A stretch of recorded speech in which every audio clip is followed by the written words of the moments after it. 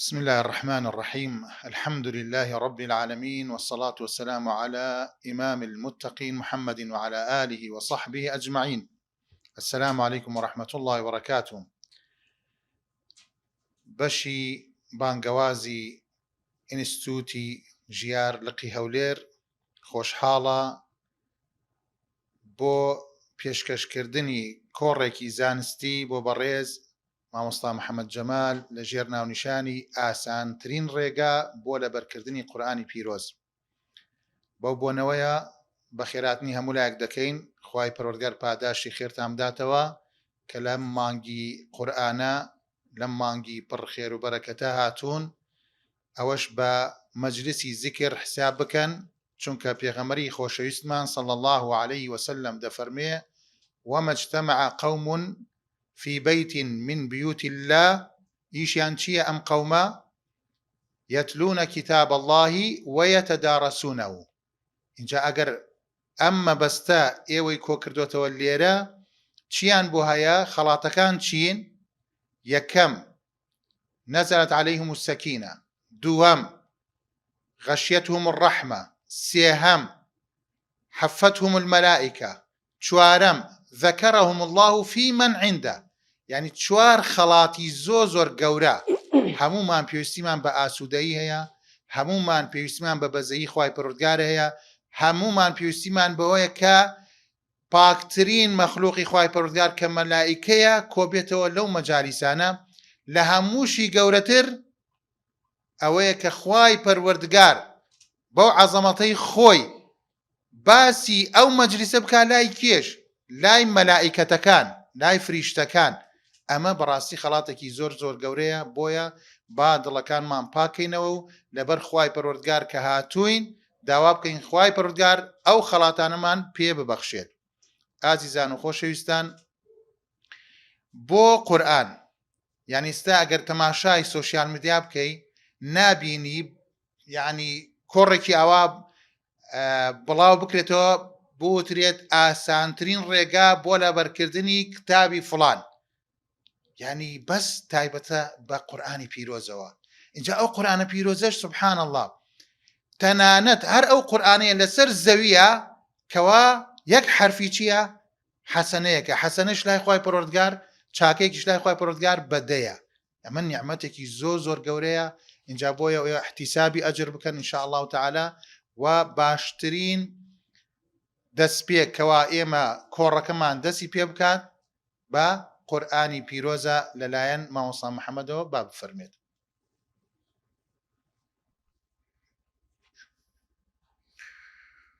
أعوذ بالله من الشيطان الرجيم.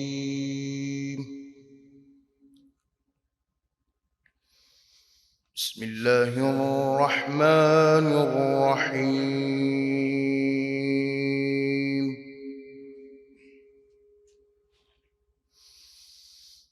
يا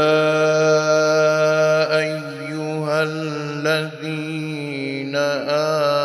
آمنوا اتقوا الله ولتنظر نفس ما قدمت لغد واتقوا الله إن الله خبير بما تعملون.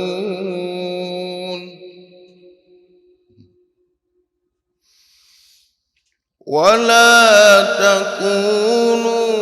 كالذين نسوا الله فأنساهم أنفسهم.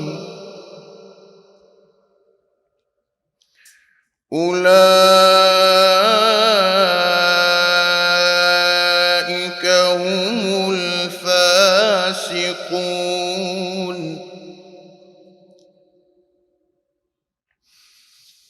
لا يستوي أصحاب النار وأصحاب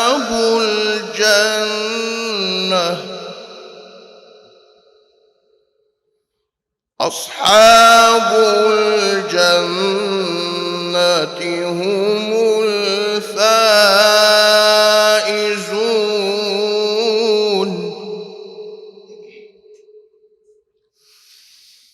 لو أنزلنا هذا القرآن على جبل لرأيته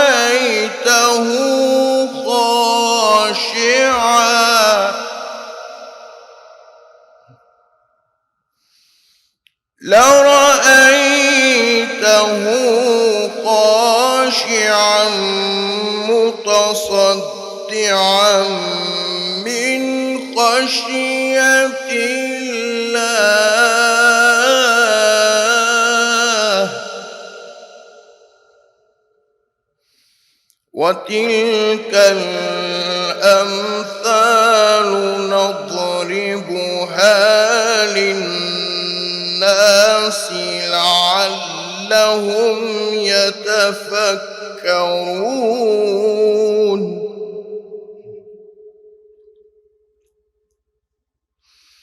هو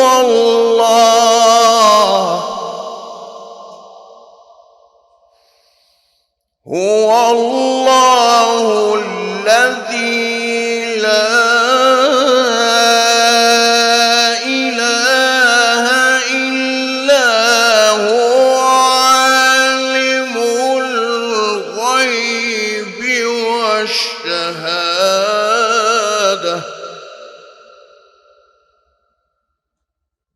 هو الرحمن الرحيم. هو الله الذي لا إله إلا هو الملك.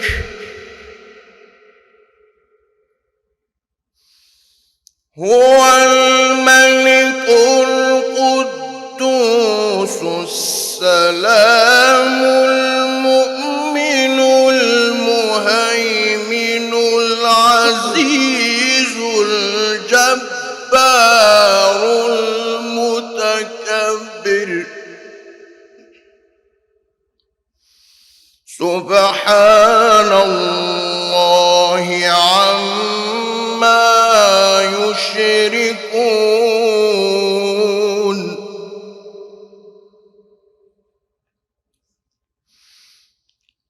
هو الله الخالق البارئ المصور له الأسماء الحسنى. يسبح له ما في السماوات والأرض وهو العزيز الحكيم. صدق الله العظيم. خوای پەروەردگار پاداشی مامۆستا محەممەد بداتەوە و دوعا دەکەین هەمیشە ئەو دەنگە زوڵاڵە بمێنێت بۆ خزمەتی قورئانی پیرۆز. خۆشحاڵین بە ئامادەبوونی جەنابی دکتۆر سلێمان بەرپرسی لق لەم کۆڕە ئیمانیە و ئێستاش مەجال دەدەین بە مامۆستای خاوەن ئەزموون لە بواری خۆیدا بۆ پێشکەشکردنی بابەتەکەی لە ژێر ناونیشانی ئاسانترین ڕێگا بۆ لەبەرکردنی قورئانی پیرۆز. با مامۆستا محەممەد جەمال بفەرمێت. المان باللطف والإرشاد الهادي إلى سبيل الرشاد. أحمده أبلغ حمد وأكمله وأزكاه وأشمله. وأشهد أن لا إله إلا الله الواحد الغفار. وأشهد أن محمدًا عبده ورسوله المصطفى المختار صلى الله وسلم عليه وزاده فضلا وشرفا لديه. أما بعد، السلام عليكم ورحمة الله وبركاته. بخيراتني هولايكتان دەکەن بە تایبەت شکاک دکتۆر. بەڕێزان زۆر پێخۆشحاڵم کە لە خزمەتی باشترین کەسانێک کە ئینشاڵڵا نیەتیان هینایە ببنە ئەهلی قورئان لە خزمەتی باشترین کەسانێک و هەروەها لە مانگێکدا کە سەییدی هەموو مانگەکانە بۆ هۆی ئەم قورئانە پیرۆزەوە. بەڕێزان لێش هەرو محاضرە هەر لەم مانگە پیرۆزە دیاری کرا لەبەر فەضل و گەورەی ئەم قورئانە پیرۆزە بوو. بەڕێزان بابەتی سیمینارمان دیارە کە هەمووی وەکو دەلیلەوانەیە دیتبی کە چۆن قورئانی پیرۆز لەبەر بکەم یان ڕێگایەکی ئاسان بۆ لەبەرکردنی قورئانی پیرۆز بەڕاستی. فئینشاءالله لە خزمەتی ئێوە بەڕێز و خۆشەویستدا دەبین بۆ ئاسانکردنی وەکو دەرێ بەشێک لەو ڕێگایە کە هەیە بتوانین یعنی تۆزەک سەری لێ دەرکەین بزانین. فبابەتەکانی ئەو ڕۆمان ئینشاءالله لە چ پێک دێ گەورەی لەبەر کەرانی قورئانی پیرۆز واتە ئەهلی قورئان حامیلی قورئان گرنگیدانی پێشینە چاکەکان یعنی اهتمام السلفی بحفظ القورئان و هەروەها مەرجەکانی بەدەستهێنانی زانست لەلایەن سەلەفەوە و پاشان ئینشاءالله گە خوای گەورە تەمەن باقی بیانی تەمەنمان بدە ئینشاءالله 11 قاعدە باز دەکەین کە پێش دەستپێکردنی لەبەرکردنی قورئانی پیرۆز ئینسان کو نەفسی خۆی ئامادە بکە باسی دەکەین ئینشاءالله و 19 قاعدە بۆ لەبەرکردنی قورئانی پیرۆز بە ئاسانی کە ئەگەر جێبەجێمان کرد ئینشاءالله ڕێپیشاندەر دەبی ئاسانکاری دەبی لە بۆمان و ئەگەر وەقتیش ما ئینشاءالله ئەو خواردنانەی کە زاکرە بە قووەت دەکەن و هەروەها ئەو شتانێک کە دوورت دەخەنەوە لە قورئانی پیرۆز باسی دەکەین ئینشاءالله. و پاشانەکە ئەو کارە کرداریانەی کە لەبەرکردن سەخت دەکەن ئەوەمان باس کرد و هەروەها ڕێگایەکی کردداری بۆ لەبەرکردنی لاپەڕەیەکی قورئان چ بکەین باشە و نمونەی لەبەرکردن لە هەندێک وڵات بە کورتی و بە پوختی دوو نمونە ئەگەر کرا باز دەکەن ئەگەر وەقتمان ئینشاءالله. بەڕێزان خوای گەورە منەتی کردیە بەسەر ئەو ئومەتەدا کە قورئانی داینێ و هەروەها فێریشمان دەکا کە کو سوپاسگوزاری بین کە ئەو قورئانی دایتەما لە جیا لە هەموو ئومەتەکانی تر. ئەگەر هەر لە بیدایەت ڕاتەمەشای سوورەتی ئەلکەهف بکەین خوای گەورە چمان فێر دەکا الحەمد لله الذي أنزل على عبده الكتابة. فێرمان دەکا کە سوپاسگوزار بین لەسەرەوەی کە خوای گەورە قورئانی دایتەوە ئومەتە ولم يجعل له عوجا و بە هیچ شێوەگە قورئانە هیچ خواری و لاریەکی تێدا نییە باشە بە هیچ شێوەک هیچ لاریەکی تێدا نیە یعنی فێرمان دەکاتن کە سوپاسگوزاری خوای گەورەش بین لەسەر چێ لەسەرەوەی کام قورئانەی داوینەتێ. بۆیە بەڕێزان یعنی کافرەکان خۆزگایان خواستیە بەوەی کە قورئانە چوان هەبی کابرای یەهودی دێتەکەن ئیمامی عومەر دەفەرمێ یا ئەمیرە المؤمنین ئەو ئاەتێک بەسەرنگۆدا دابەزیە کە عەرەبیەکان ناخێنمەوە بەڕاستی لە بۆی مەجال نییە ئاەتێکتان بەسەردا دابەزیە ئەگەر ئەو ئاەتە بەسەر ئێمەدا دابەزی با چمان لێ دەکرد دەمان کردە جێژن ئەوە یەک ئاەت یەهودیەک هەستی پێ دەکا ئەدی دەبی فەزلی ئەو قورئانە بە کاملی چبی لەسەر ئەو ئومەتە باشە دەبی خوای گەورە منەتێکی بەسەر ئەو ئومەتە کردبی بەڕاستی و بەڕاستی یعنی لە تاریخیش ئەگەر تەمەشا بکەین هەر کەسێک لەگەر ئەو قورئانە ژیابی ئیلا خوای گەورە تەکریمی کردیە لە دنیادا پێش ئاخیرەت لەناو قەبردا پێش ئەوەی بگاتە قیامەت ئیلا ڕێزی گرتیە. باشە ئەگەر بەس تەمەشا بکەین مەسەلەن جبریل عەلەیه السەلام قورئان بۆ پێغەمبەر دەینێ صلی الله علیه وسلم دەبتە ڕێزدارترینی هەموو مەلائکەتان تایبەت دەبی بە وەحی هینان باشە و لە پاشەوی قورئان بۆ سەر چێدا دەبەزی بۆ سەر دڵی پێغەمبەر صلی الله علیه وسلم فدڵی پێغەمبەری صلی الله علیه وسلم چیلێ پێغەمبەر صلی الله علیه وسلم دەبتە باشترینی دڵەکان و هەروەها ئەم قورئانەش پێغەمبەر صلی الله علیه وسلم لە چ مانگێکدا بە خەڵکەکەی دەگەینی وەکو دەرێدێتە خوارێ ئەوانە لە مانجی ڕەمەزان مانجی ڕەمەزانش سبحان الله دەبتە سەید وەکو دەرێ گەورەی هەموو مانگەکان و پاشانیش پێغەمبەر صلی الله علیه وسلم دەیگەینی بەچێ بە ئومەتی خۆی و ئومەتی پێغەمبەریش صلی الله علیه وسلم بەهۆی ئەم قورئانەوە دەبێتە گەورەی هەموو ئومەتەکان و خوای گەورە بزانێت چ ڕێزێکی لەو ئومەتە گرتیە بەڕێزان و هەروەها پێغەمبەر صلی الله علیه وسلم خوای گەورە فەزلی وێ لەگەر حامیلی قورئان لەگەر ئەهلی قورئان بە چ کردیە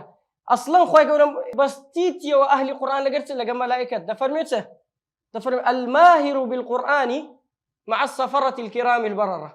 زانێ سبحان الله و هەر مەجلیسێک کە قورئانی تێدا بخوێندرێ هەر وەک کاک دکتۆر فەرمووی تازە وما اجتمع قوم في بيت من بيوت الله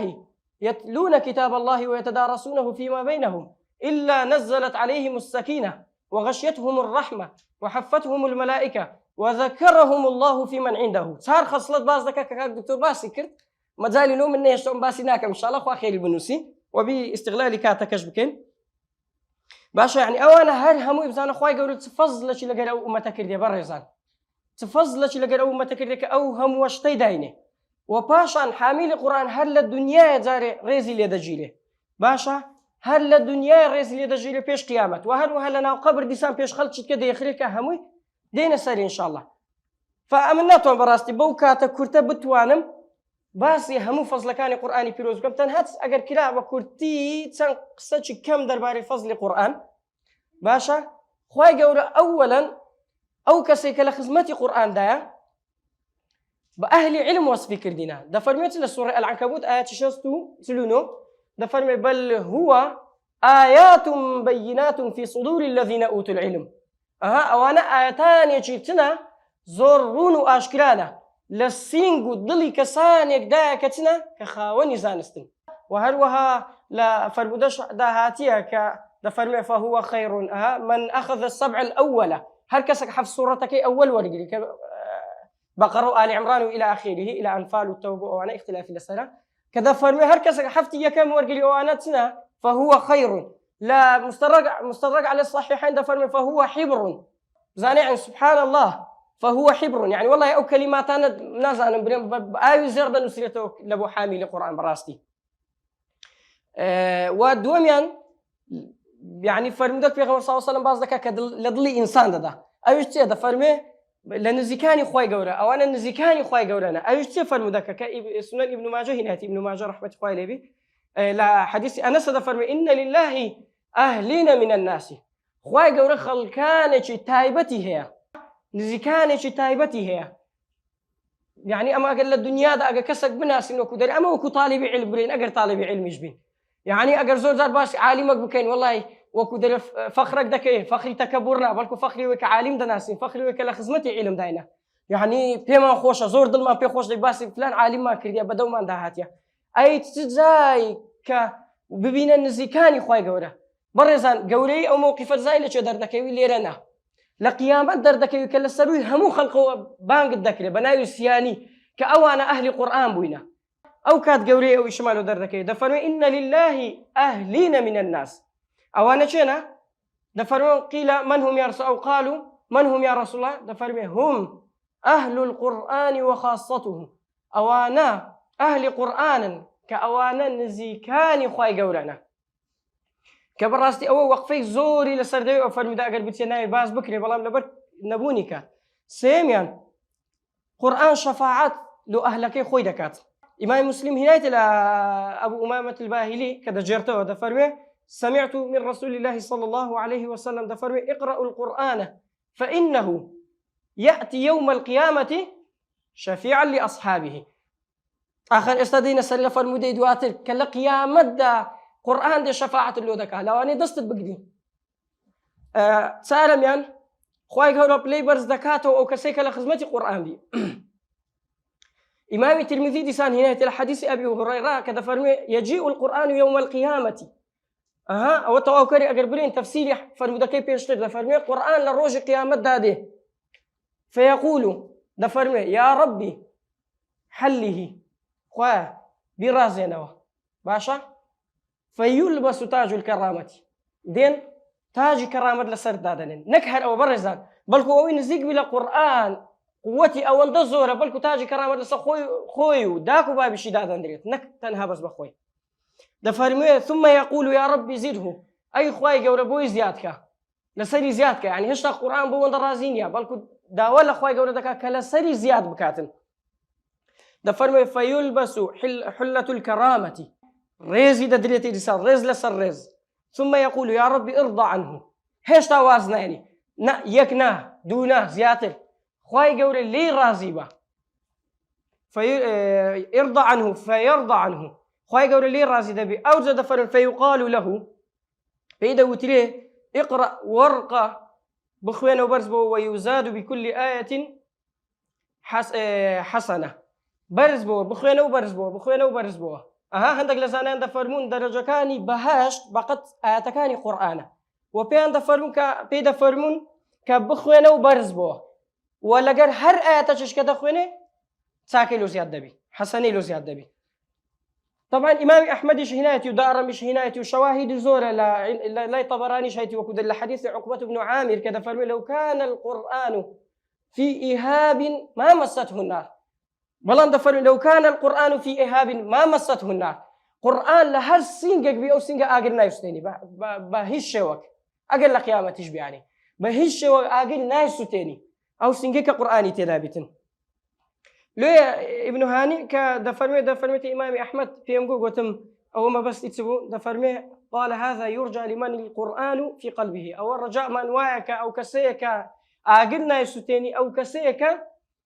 قرآني لا ضله. لو إمام الشافعي رحمة الله بدفرمي من حفظ القرآن عظمت حرمته هر كسك قرآن لبردك إلا خوي جورة تكريمي دك باشكر دين سر إن شاء الله فتكريم خوي جورة أو باس ما كر قيامته تكريم خوي جوري للدنيا إيش خوي جوري واجبي كرديه كالرز لحامل القرآن بجيله هر أولين بس لقيامت نخل للدنيا إيش يعني سبحان الله إمامي الصلاة باشا يقلوا أنا كتيا إمامتي كردن بيشنيجي كردن كلحديث أبي مسعود البدري هاتي دفرمي يا أم القوم أقرأهم لكتاب الله فإن كان في القراءة سواء فأعلمهم بالسنة فإن كان في السنة سواء فأقدمهم هجرة إلى آخر فالمدكة مزال نباسكين دفرمي إمامتي دبي بكى لو خلق أو كسي كلهميان زياتر حفظي هي وشعر زايا تيدا أو اختلاف كامل لسر برزان بلام إمام الصنعاني رحمة الله بدفرمي الظاهر أكثرهم حفظا ظاهر وايك أو كسي كزورتين القرآن لبلا برزان فالمدد كمان زورة لفرمودك كاتي عمرو بن سلمة دفرمي فلما كانت وقعة الفتح بادر كل قوم بإسلامهم وبادر أبي بإسلامهم إلى آخره دفرمي كاتك خلق كان وفد هذا مثلا وباب قراءة يعني لولا قومك كبيغون صاصا فيرا نيجو أو شتاني كردبو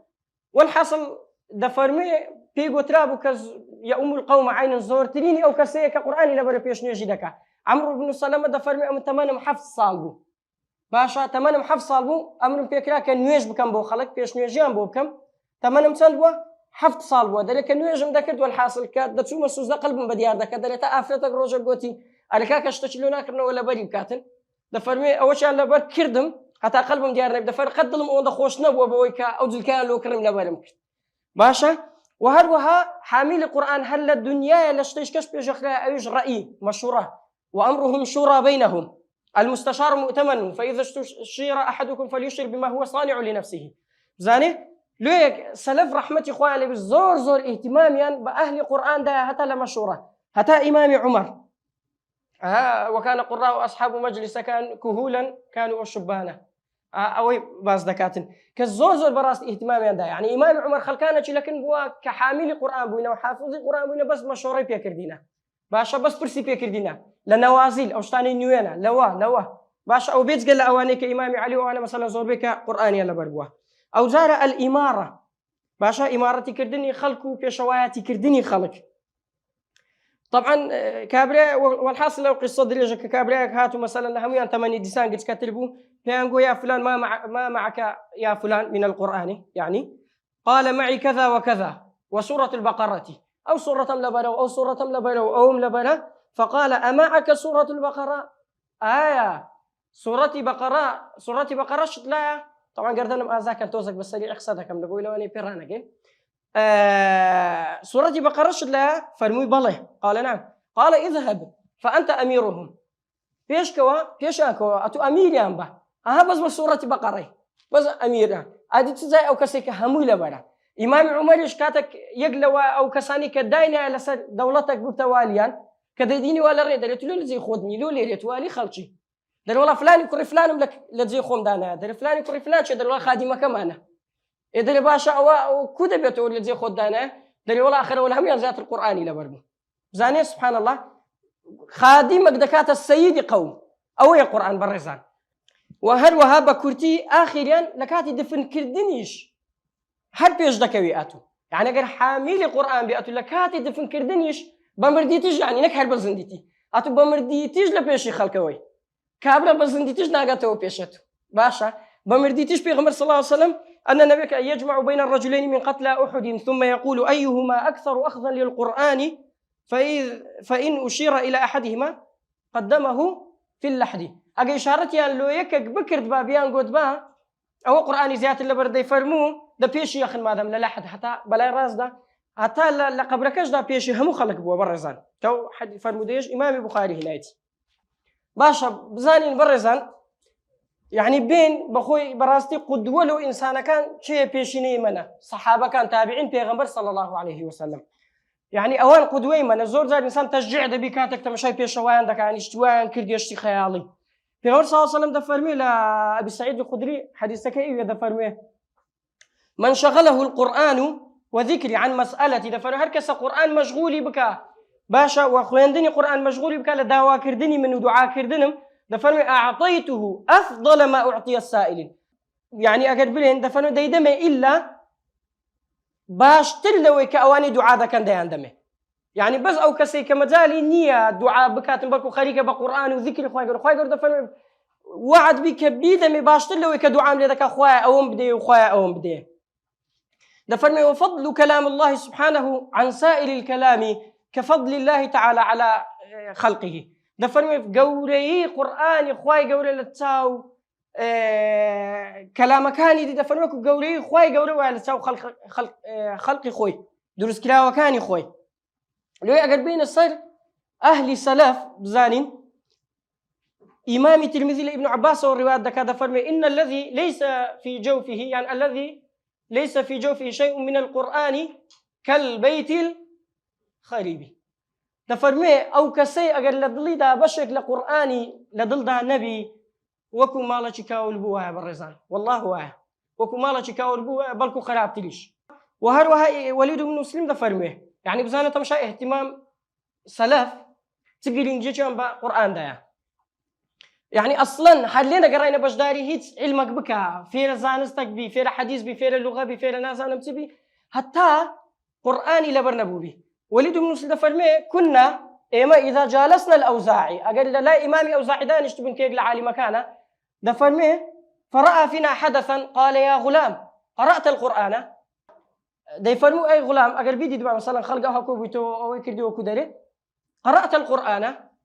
فإذا قال نعم أقول بيوت بيفرمو با بلي لا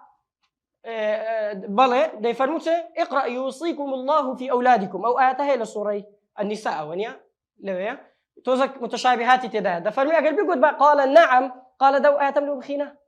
لو يدقوا وإذا قال لا قال اذهب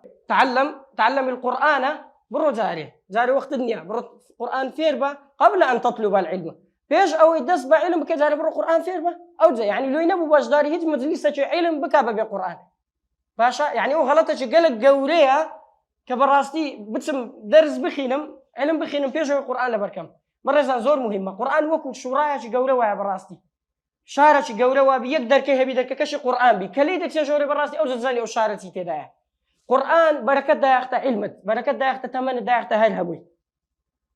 بوي إمامي نووي رحمة الله بلا مجموعة كذا هذا فرمي كاتب سياري لذا كان فجواب ذاته هذا فرمي المطالعة بالأهم فالأهم مطالعة كردن لقرين تلين لو خواروا يعني شهان لهم يقرين تلين بيش دي يخري وده فرمي وأول ما يبدأ به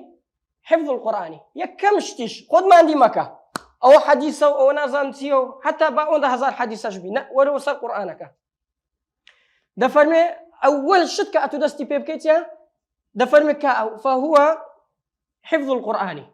أيشتيا لبركدين القرآن بيروزة يكم شد كذا استيبيبك كذا فرميت ده فرمي فهو أهم العلوم يعني بزانا بابا أو قرين تليني علمك أنا وده فرمي وكان السلف بيشينان تيان ذاك لا يعلمون الحديث والفقه حديث فقهيا في ركزنا كرديا إلا لمن حفظ القرآن إلا لبو أو كسيكا قرآني لبركدي بيشتر باشا إمام النووي مستين رحمة الله بآخر وكدر ليرا كواسب كان ما مستعين النووي دفن من رجع إمام النووي مديت كناوي ياسين بن يوسف المراكشية دفن من رجع إمام النووي مديت 8 سنة 8 دصالة وكو بيا وكاك عبد الله ك8 دصالة دفرمي من ذلك كان سيال يكردبو بدو دكتن زور يالي ذكر كجماعة لقربك باشا إمامي نوش حزي لنبو في خوش نبو هرد لدستيان ويقرأ القرآن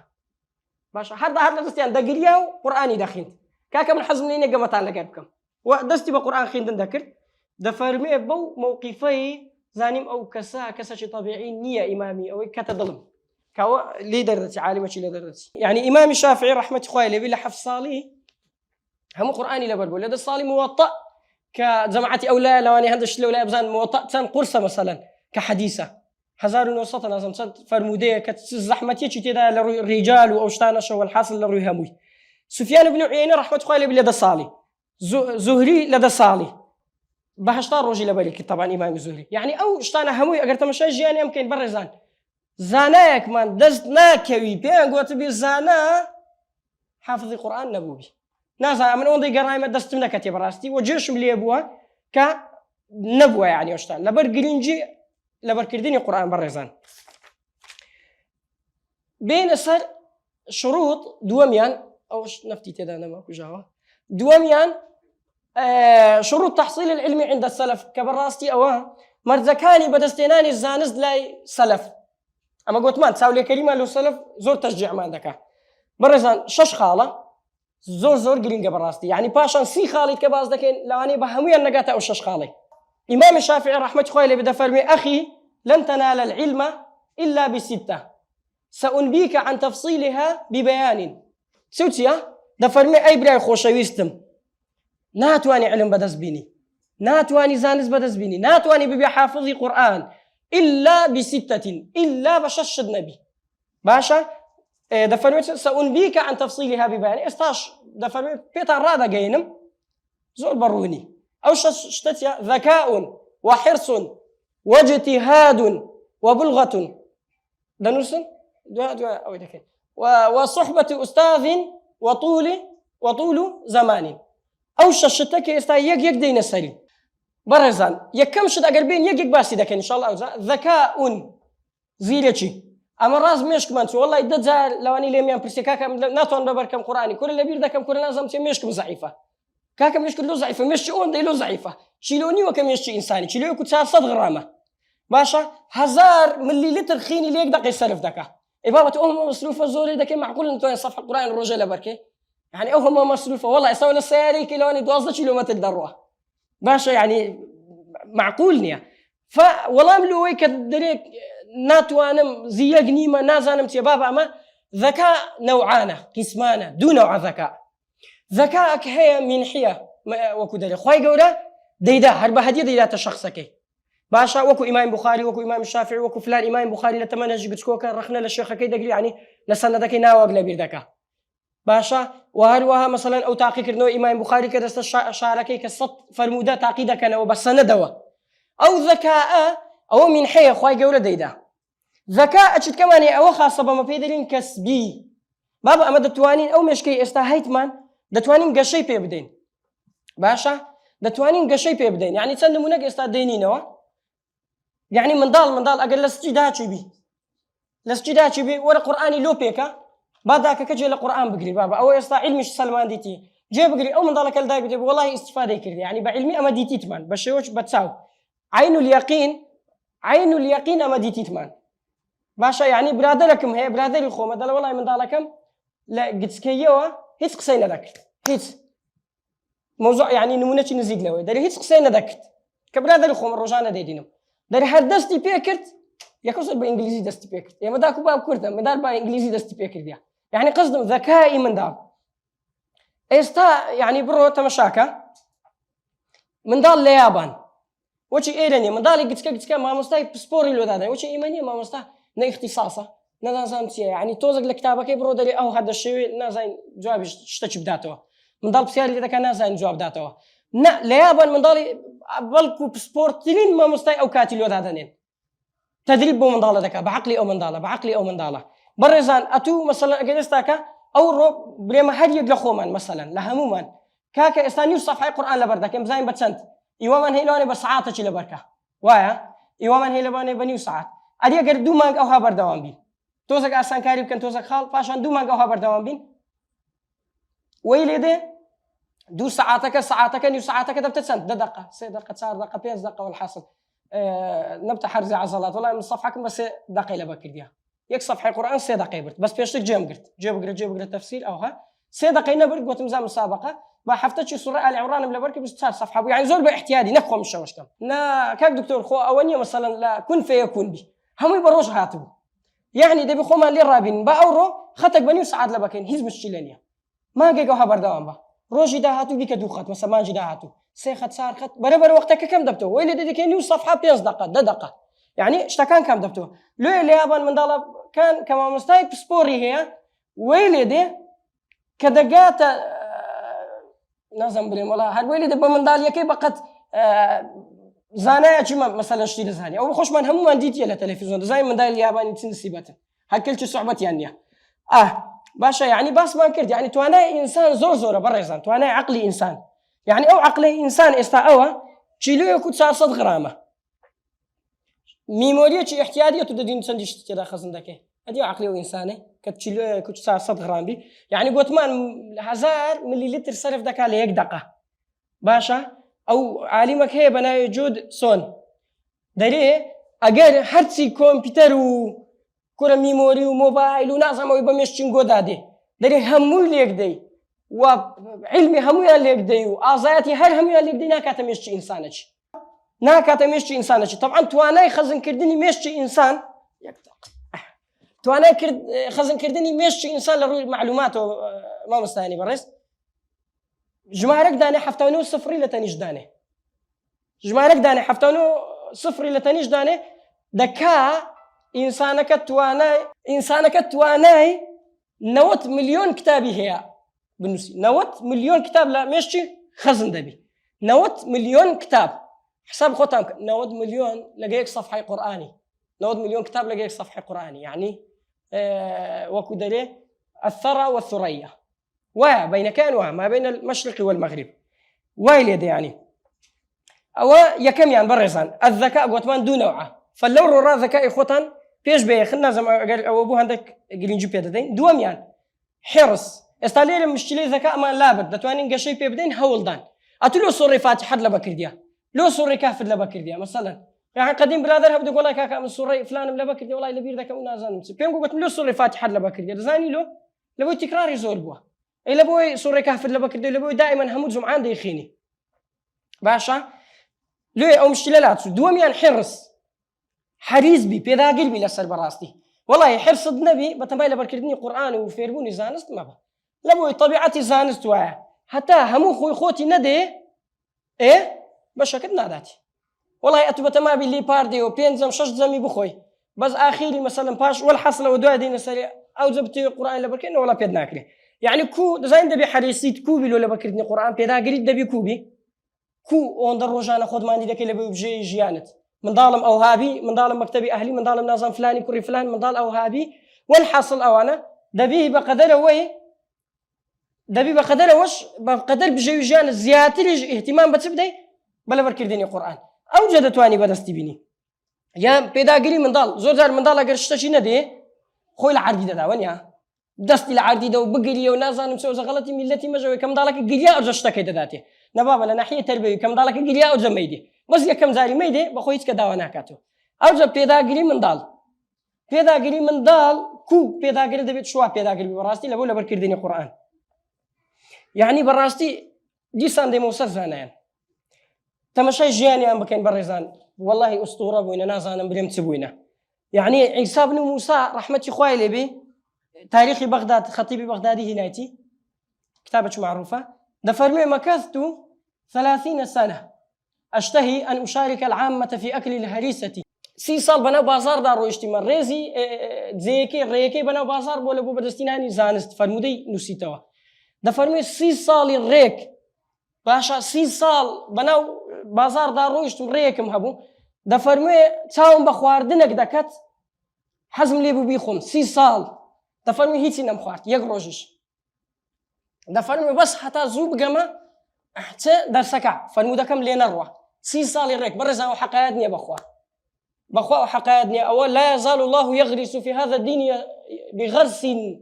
يستعملهم في طاعته أو أويا خلقانك دياري دك على مجال دنيا ودينه ئەوە هیچ حقات نییە هیچ ئەوەنی ئەوە ڕاستی وە ئەو جەبە نوعی ئەو دین و ئەو قورآنە گەیشتەمە یعنی ئەو مەجلیسەی ئێستامە دانیشتینە بەڕێزان ئەوە هەروەها کەزای نەهاتیە بابە ئەو قورآنی ئەمە دەمانێت لەبەری کەین کە نایخینین بەمان ابن مسعود پێغەمبەر صلی الله علیه و سلم دەفەرمێت چێ دەچی لە پاڵ کەعبە قورآن بخوێنی ابن مسعود دەفەرمێت ئەم بچم دەفەرمێت تو نا یەک بچی خاوەنی پشت بی پشتی هەبی ئەگەر ئەزیەتیان دا پشتەکانی لەسەری بەجواب بدەن ابن مسعود دەفەرمێت دەچم کە دەچی لە پاڵ کەعبە قورآن دەخوێنی لێی دەدەن زۆریشی لێ دەدەن کە دێتەوە دەفەرمون ئەی نەمان کۆمە چۆت و باش خاوەن پشت دەرێ وەڵڵاهی خۆ ئەوەم دەویست خوا دەویست و ئەوی بەخۆم دەویست خۆ گەیاندم وەڵڵاهی ئێستاکە دیسان حەز دەکەی دەچمەوە دەیگەێنم یعنی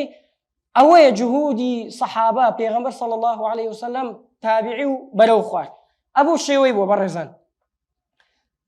حافظی منذری ڕەحمەتی خوای لێبێ لە مەدرسەک مامۆستا بووە باشە دەرسی گوتەوە لەناو ئەو مەدرسەی مەکتەبەکی تێدا بووە مەکتەبەی کتابخوێندنەوەی وەکو ئەوەی خوارێ دەفەرمێ لا يخرج من المدرسة التي يدرس فيها لا لعزاء ولا لهناء ولا لفلان إلى آخره دەفەرمێ دەرنەدەچ لەو مەدرسەی کە تێدا بوو نە لە بۆ تازیەکردن نە لە بۆ نازانم چێ نە لە بۆ خۆشی نە لە بۆ ناخۆشی لە بۆ هیچ شتێک ولا لغير ذلك نە لە بۆ فەرەح ولا لغير ذلك لە بۆ هیچ شتێک دەرنەدەچوو باشە تەنها چ بوو خەریکی کتێب بوو کتێبی دەخوێندەوە بخینەوە لەناو مەکتەبەی دەخوێندەوە هەتا ڕەحمەتی خوای لێبێ دەرێن کە کوڕەکەی دەمری والله أعلم ئەوەیە حافظی منذری دەفەرمێت کە کوڕەکەی دەمری هەر دەرکەی مەکتەبێ دەکاتەوە و دێتە دەرێ لە مەکتەبێ و وەکو خەڵکەکە لە دویتی ئەو هەر لە سەر دەرکەی مەکتەبەکەی خوا حافظی لێ دەکا کوڕم خوای گەورە لێت خۆش بی وەسەلام عەلەیکم وەڕەحمەت الله نقطە سەری دێن وەچی قسەی خۆمان بەو شێوەیە خوا حافظی لێ دەکەوتەوە ئەوەیە جهودی زانە ئەوەیە حرسی عولەما زانایان لەسەر بەدەستێنانی زانست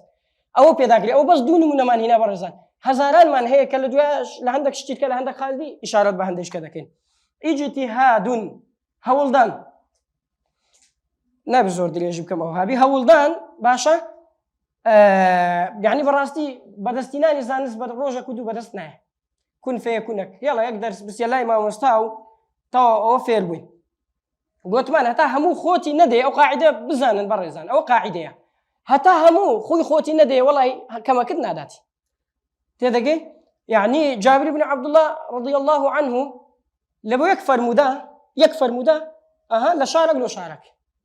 باشە یەک مانگەڕێەوە نیە وەبزەمەوە یەک مانگەڕێ دەبڕێ لەبۆ یەک فەرموودا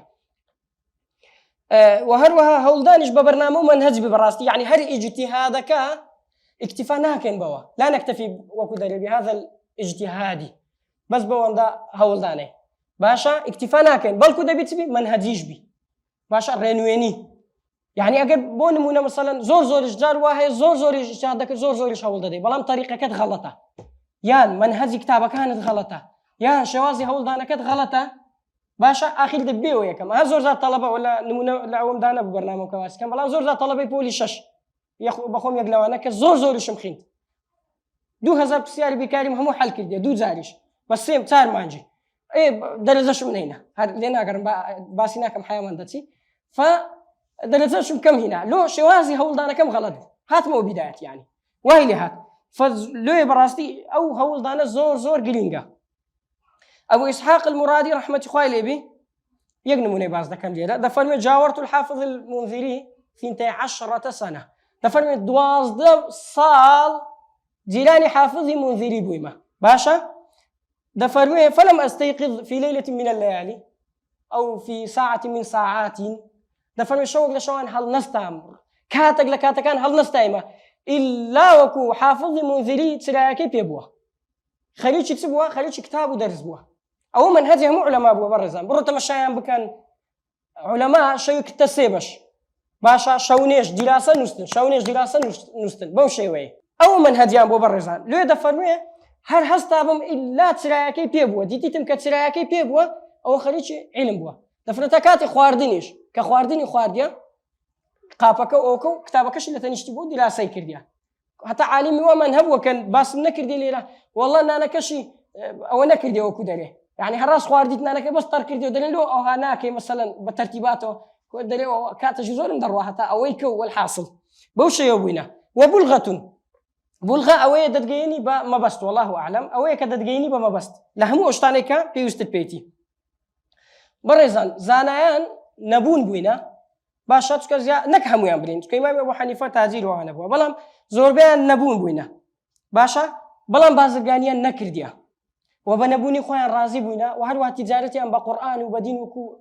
ئێستا کە هەندێک جار دەکرێت کە قورئان پاری پێ دەکرێت بازرگانیان نەکردیە بە دین باشە و نەبووینە باریش بەسەر کەسدا ڕازیش نەبووینە ببنە بار بەسەر هیچ کەسێک لێ بەڕێزان یعنی یەک شتان پێ برێم نەبوونی لە تەڵەبی عیلم ئەوە لە هەموو کەسێک دێتە جێ نەبوون دەبی یعنی بەدەستە خۆت نییە هیچ دلیشت پێ تەنگ دەبی لۆ قاعدەمان هەیە خوای گەورە دەفەرمێتە پێغەمبەر صلی الله عليه وسلم لا تمدن عينيك إلى ما متعنا به باشا تساود دور مروانە لۆ ناز و نعمەتەی ئەوان تێدانە ئەو ناز و نعمەتێکەوە دەکەن یعنی کەمادەم تەڵەبی عیلم دەکەی نەبوونیت توش دەبی نەبوونیت توش دەبی یعنی دڵتوندی ناوێ بە تایبەتیش ئەگەر نەبوونیەک لەسەر لەبەرکردنی قورئان بووبی والله فەزلە لەسەر فەزل والله پێویستت بە هیچ نییە لەبەوەی تەمەن هەرچەند بی بەڕێزان هەرچەند بی لە 600 ساڵ باشە ئەی باشە خۆ پاش 100 ساڵ دەڕۆی پاش 100 ساڵ دەڕۆی بابە بەسمەک دانێ جەپەنجەت دانێ شتەکت پێبی لە دنیا شتێک بەجی بێ لە قیامەتێ شتەکت پێبی خوایە ئەوم لە پێ ناوێت و کرد تەواو ئەو قورئان بوو لەبەرم کرد لە پێ ناوێت و خەلاص کە قورئانت هەبوو بەخوا پێویستت بات ماڵی دنیا نییە کە ئەوها خەمی لێ بخۆی چکە زۆر جار شەیتان وەسواست لۆ دەکا بەڕێزان ئەگەرە تو دوو چاکە بتەوێ بیکەی ئەگەر شەیتان هەوڵە لەگەڵ بدە گوناح نەتوانی پێت بکە بەڵام چاکەکان هەوڵ دەدا چێهانی گچکەترە ئەوت پێ بکە ئادی چ جای فەزلەکی گەورەی وەچی قورئانی والله لە 1000 دەرکەوە لۆت دێ لە 1000 دەرکەوە لۆت دێ بە 1000 وەسواسەوە لۆت دێ ئەها فلانی برادەرت بزانێت سیارەی هەیە فلانی برادەرت چی هەیە فلانی برادەرت ئەو های هەیە فلانی برادەرت ئەوەی هەیە فلانی برا حس جێر لەو شتانە نەبی زۆر شتەی طبیعیە لۆ قورئانت هەیە لۆیە علماء دفرمون لا ينال هذا الأمر حتى يذاق فيه طعم الفقر زانان دفرمون بخوا أو علم بدزناه حتى وكتة تامي فقيرينك حتى وكتامي فقيرينك والله أو ضمن من لكنا لسر أو فقير علماء كما جاني لبو ليلة نسيتم قال ابن القاسم رحمة خوالبي دفرموه أفضى طلب العلم بالإمام مالك إلى أن نقض سقف بيته فباع خشبه أو خشبه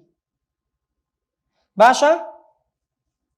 خشبه دفرميه طلبي زانست وإلى إمام مالك كرت بارينما حتى ويلك السقف خانيكيك أو كاتي لدار بو دفرميه هل يوشان دوا فروشتي كتاب واني بيكريا كتاب قلم فلان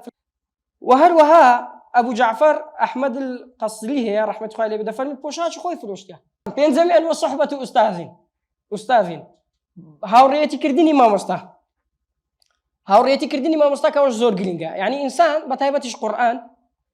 جاري بابلين أما دبول لدرسي ما مستا زور بيوستا براستي استا ما مستا لدركش الددا ما مستا ناس أنا مسيا طلبة بكا وخود آخري درس يلا يعني مثلا وما مستا درس شرح لك تق سلام عليكم سلامك اش دكا درسك اش تيك ددا يعني برز والله أو أدبي علمنية بيش ما مستا موجود به بيش ما مستا لقرا حديث لسائل با بيش ما مستا موجود به أو يكدوش كريتي شوريش مثلا بقول سلامك اش ما كدرسك تيك دي كجار غلطت كد ما يكدو يعني حتى لفرمودش برز مصاحبة كرديني ما مستا زور جرينجا لفرمودش أو شيخنا وكذا اختصاصا بفرمودا ملازمة كردن زور جرينجا يعني أو كسي كم لازم زيادة الشيخ كي كردبي علماء فرق بين ذاك اللي ورقتني حديث لقى أو كسي كم تربي أو جاء أو ملازمة كردني ما مستبش كقرآن تايبته برزان قرآن كوملك يا صوت تايب أو خوي هي يا ساي تايبتي خوي هو تجويده وصفاته ومخارجه مثلا بنات حفظ ذكي والحاصل دين سريع الوابو بيوستي ما مستحى باشا بيوستي زور بما مستحى لو علماء دفرمي من تفقه من بطون الكتب ضيع الأحكام هر كسك بيه ببي ما مصطفز لنا وكتاب فير بي أو براسي أحكامك اللي دروه فتوى بغلطي دا وغلطي فضيح دكا وكدري كتابك هي بناي أخبار الحمقى والمغفلين ابن الجوزي وزن بيسطنا وتحف وفاتي كرديا كتابك زور خوش شبيخي إنه هرتسند السند وشد باسناكا بس تسنمونا زور زوان لا حتى لا غلطي حديثية أو غلطي قرآنية وأنا بيه ما مصطفى إنه نقل دكا كابراك دلي تكركي خوي دلي في أي سورة أنت كركي زور مزبوط نبوة دلي أتو نفس سورة تشي قال في سورة كتير لا أقسم بهذا البلد وأنت حل بهذا البلد. دليل السورة تشاتو دليل أقسم بهذا البلد ووالدي بلا ولد. بعرفش دليل هاي وين دليل كرم الله أنا والله هالشيء كريبي أنا والله بلا ولد كريني ياوه. هاد لو كتابا نمونج كتسن لطايفك باز دك لو كتابا شتش خوش تابعين نوا شيخك دست قندشي ملاي قندك دعوتي دكاتن ما مستاك كذا والله شيخ دوب سيارم هي لم يجل محاسب وتم سيارك بس يقلو أنا نقلم كرديا دفرمي لسورة فاتحة آية 60 يعني 90 أو 70 بري 60 يعني 70 أو كاتي نقطة وشد نبوة بريسا مزور فكرني كذا وزجيش ما وين نقطة وشد نبوة ليه غلطي كرديا قلت أنا 60 قلت الشيخ كنازم سورة فاتحة دخينم إياك نعبد وإياك نستعين نقطين نبوة قلت أنا 60 يعني 90 والله يا من تاس احتياطك كم ورقلت يا تاتو شغلنا بهرب 90 ومخنتوا بنوات زيادة كم ورقلت إنك مثلا كم تلك بيا وجهش هر نمونتشتك وكذا لو كتابة بيا وجهش كركيد أنت لاي قاضي دليل دبيلا وكذا حد الكي وعقوبة دي وأشتانا لسرتيها قال والله دول روتان أجلكم الله مسكرات دخوا بنا وكينين مسكرات أو إنسان صار خوش دكا ونيجي ناكاتن أري قاضيش دليل أتو مثلا قرآن دك نيجي ناك دليل والله أو باب دليلتن أو هانية من دزان قرآن إيش بخينه بخواي باشا باب أو دليل أو هانية إيش دليل باشا بيا بابش دليل باشا ما مسلا شيء زنا بقاضي تخوا ديتي نيجي قراءة تدانبي حاكمش دليل دلهم بخينه أوجد للشريل دخينه علق القلب ربابا بعدما شابت وشابا إن دين الله حق والحاصل أو شريل دخين توا بابش دليل والله وحساب بحساب كره هنا لكن شيخ في القرآن كاب حساب خزور مسيطر القرآن دساني ترى والله جنابي حاكم أو دو آياتي لبرنكر دي إلا دون نبي أيش مصحفش اللي جيرانا كمان بردبو أو دو آياتي لبركر دي قاضيش بحساب لحد كان مسقف ترى هاتين أشكال لك قاضي عندك عندنا هاي خاي قولي دم ساطن قبح كاره والله قرآن اللي برده كانوا داخلين كان حكمي بينا كان قاضيش بن ديوار درتو باشا خالي الششميان وطول زمان باشا وطول زمان آخر خالة نيوجدك إن شاء الله أوجا دينه ولا تان أوكاتي حتى مغربي دمينينه وطول زمان خالي الششميان ما هو دليجي صبر نفس لبدستنا نزانست آرام قرتن لسرنا خوشيكاني لسرنا بنيكاني وكباس ما كردليجينا كما زور زاتن غلطك ذكري إنسان جنزة مثلا وش من نام بير بيما أو جنزة مثلا وكو برادري كاكي ده تجيله وتارك رادك ريان جيله محاصرك رادك تشجع دبي قرم دبي ديتنا ومجلسي باشا ده كوجينا شارتوا كتي بدور رجي صار دبتوا باشا يعني بدور رجي ويلي ده كا صار ببتوا وأجر بردوام مش نبي براستي بتعبد للبركدين قرآني بيروس أجر بردوام نبي سود ناديني لو تصن صورتك لبردك دواء مثلا ده جزء بونمونا تصن ده الخلق ما ديته ده جزء سيارة كمان مثلا لا يوم دبل بكر صار بمكو دس بيكون كون رازع ولا حاصل صار ده بيقولوا لبردنا كده كده تازة بابروه طبعا بدستيناني زانس براستي أجر صبر النبي لوش خراب ترد زاننسيا استاكم الجيم أنا خوش أبو شتي براستي بودردي جنزة مثلا دعاتي خيندي ودود أمريكي خيندي استاد نقد للدار وبردي دقلي نتاندي تعم جملة ودقو تحداد دا كم دقو يشتكا كاكا تو أمنو أتو تمن مان إيوينيا يعني تمنك إيوينيا أمنو أتو لو مان هي بس أمنو أتو فضائل نقل كين حديث كاني بيغار صاصل نقل دا كين أول كردت أون دا خيرتها أمنو أمني برم أتو فلاني أو هاي اشتواني يا بابا أزول له يعني دبي بردوان بين الصبر مان هبي لسر بدستناني زانست حتى وكو تواوي دا كين حتى دقينا مرحلة كفستاني زانست مرحلة يا بابا مرحلة أو من ذلك جسكوكي دو هذا بتاعه أو جا قولة دبي مثلا دتواني قصلا عندك موضوع بكين دبوي عندك موضوع إيمانية كقصيت دابكين ككم الجمع يستبراسين نخوش بموضوعي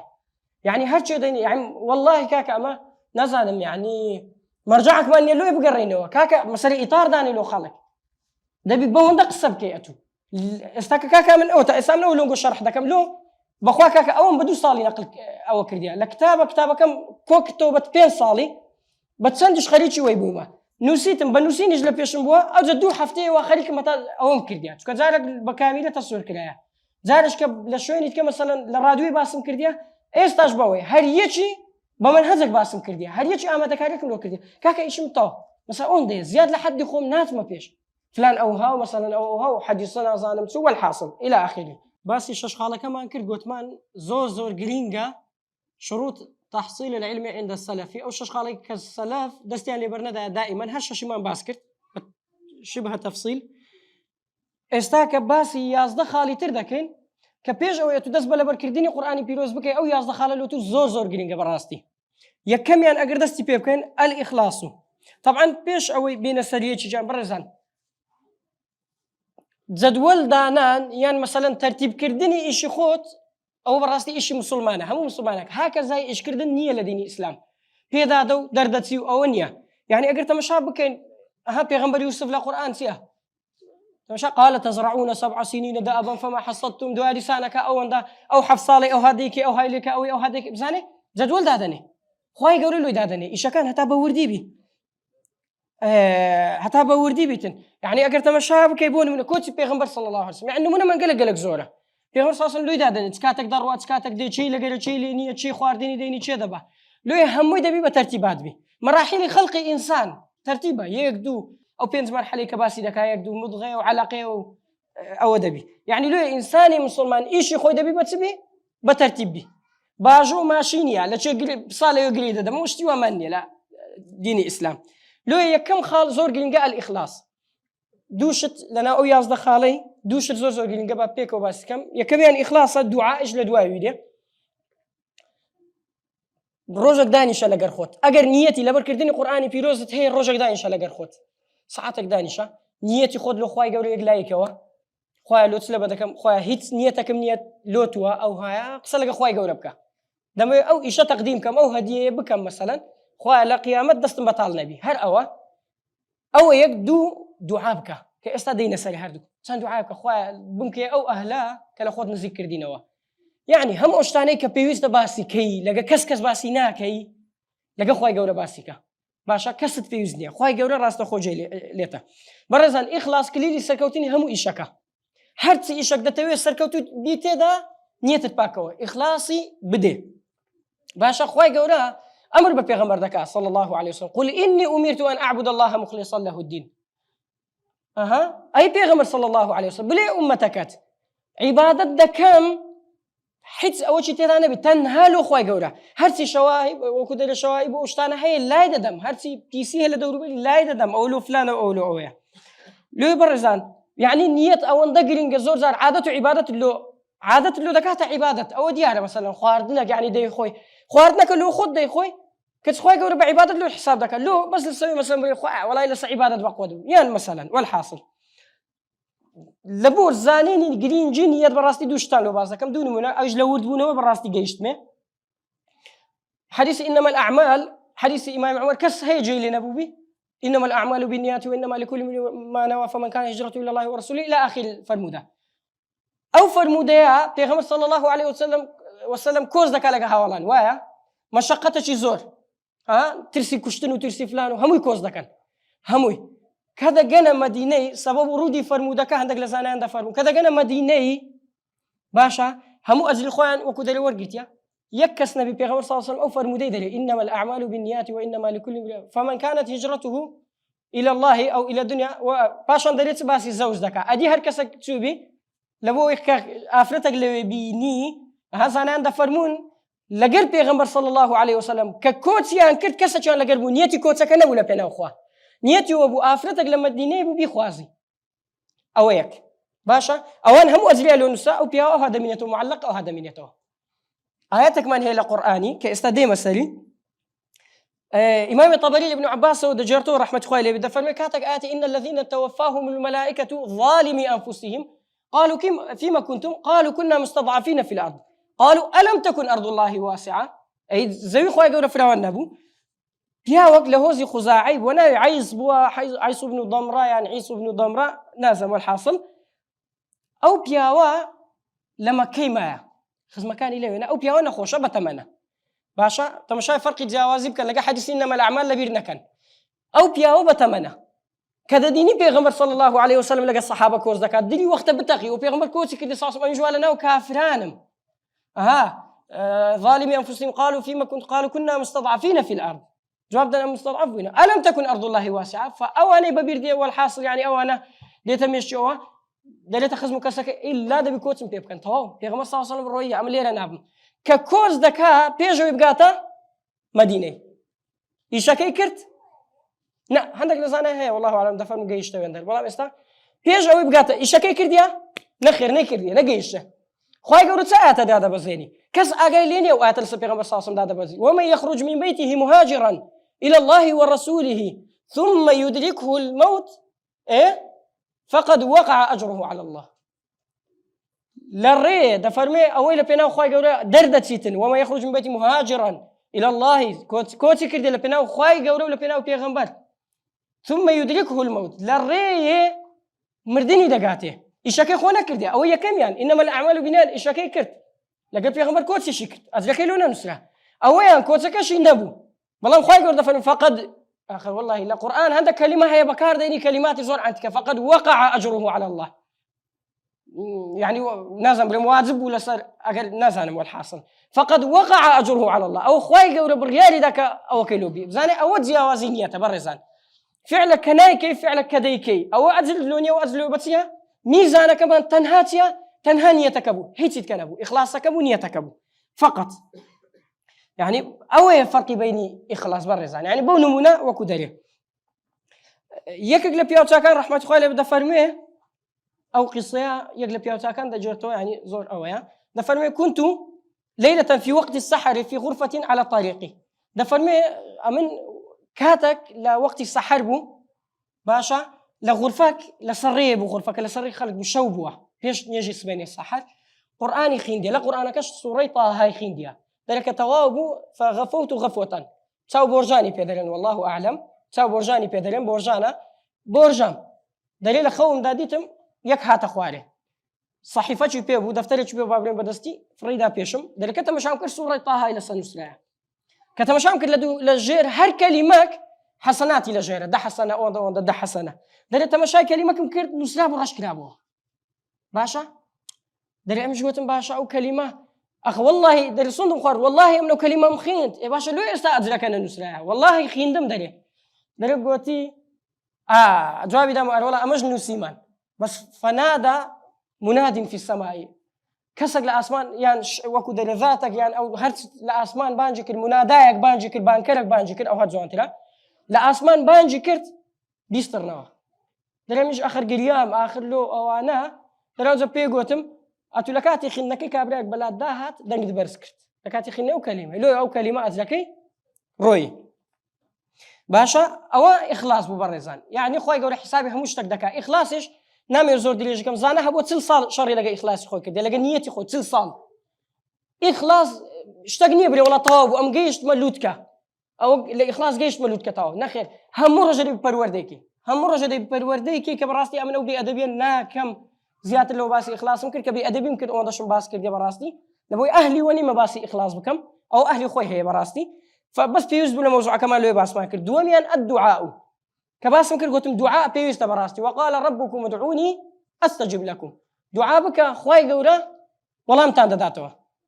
باشا يعني زور قلنا قلت من دانشة دعاء لخوي قورا بك داواي لي بك خوي أو فضل لقر بك هيت مثلا كم نابي لتخوي أمن بيزياد دب ما تبي كم نابي بيم خوش بشتكوا وبهديك وبيم ولات بس مك بجيب يلم لقيامة فيت بيم أو بس ما يخوي أو لبناية توكرديا أجا هيت اللي قبولنا كرد ولا مخوي أو اللي قبول كرديما زاني زور قلنا برزان بكرتي اجتناب المعاصي سيميان أو هي كمان إخلاص دوم الدعاء سيميان أو الإنسان سيميان باشا دور كوتنا ولا تاوان اجتناب المعاصي كبراستي عبادات ضل روناك دكا هر وكتونيش جناح دور الدكاتره ولا زانستو ضل التاريخ دكاتره أو قاعدة برزان أوانا يعني دبي إنسان طالب علم بتايبات دبي له جناح وتاوان دور بين براستي دبي دور بين يعني سكاد علم نوره جناح وتاوان ظلامة ناتوانين أودو بيك وتزمعكين باشا وكو كفر إيمانك كأخوي قرد فرمي ما جعل الله لرجل من قلبين في جوفه دو دل زينابته يعني كفر الإيمان زينابته لضل الإنسان ده أوش بهمان شوي نور وظلمات زينابته وبهيش شوك يعني علمه زانسته جناح بهيش شوك زينابته عبد الله بن مسعود فرمي أمن واحد حساب ده كم إني لا أحسب الرجل كزانز لبير دكاتن عربي كان ناخن مو هر كاتب جناح حق دكا بهوي أو زانست لبيردك إمام مالك ده فرمي بسيارينك هل يصلح لهذا الحفظ شيء لبو حفظ علم يعني زانست يعني قرآن اشتكي زور باجبي إمام مالك ده فرمي ده فرمي فقال إن كان شيء فترك المعاصي أجر اشتك هبي باجبي لبو علم أو تركردني جناح وتاوانا باشا تكبر إذا أجوينك ويلي ده بجناح وتاوان خريج ده بمزالي وتنامين الشيطان روش بروش إيش للصدقة أو هذا نينشتي وكبيش باس ما كنا قرر مرسلي أو هذا نينشتي إيش للصدقة بجناح وتاوان خريج ده بمزالي وتنامين حتى قطت نية وكو فيسبوك كي إسلام موبايلك كدستي ده إيش للصدقة دواهيز إيش بنامين فريش ده بس طاقت نيك برج بخيني وقتها وقت الشتاء فأوج بها ماشوا أوها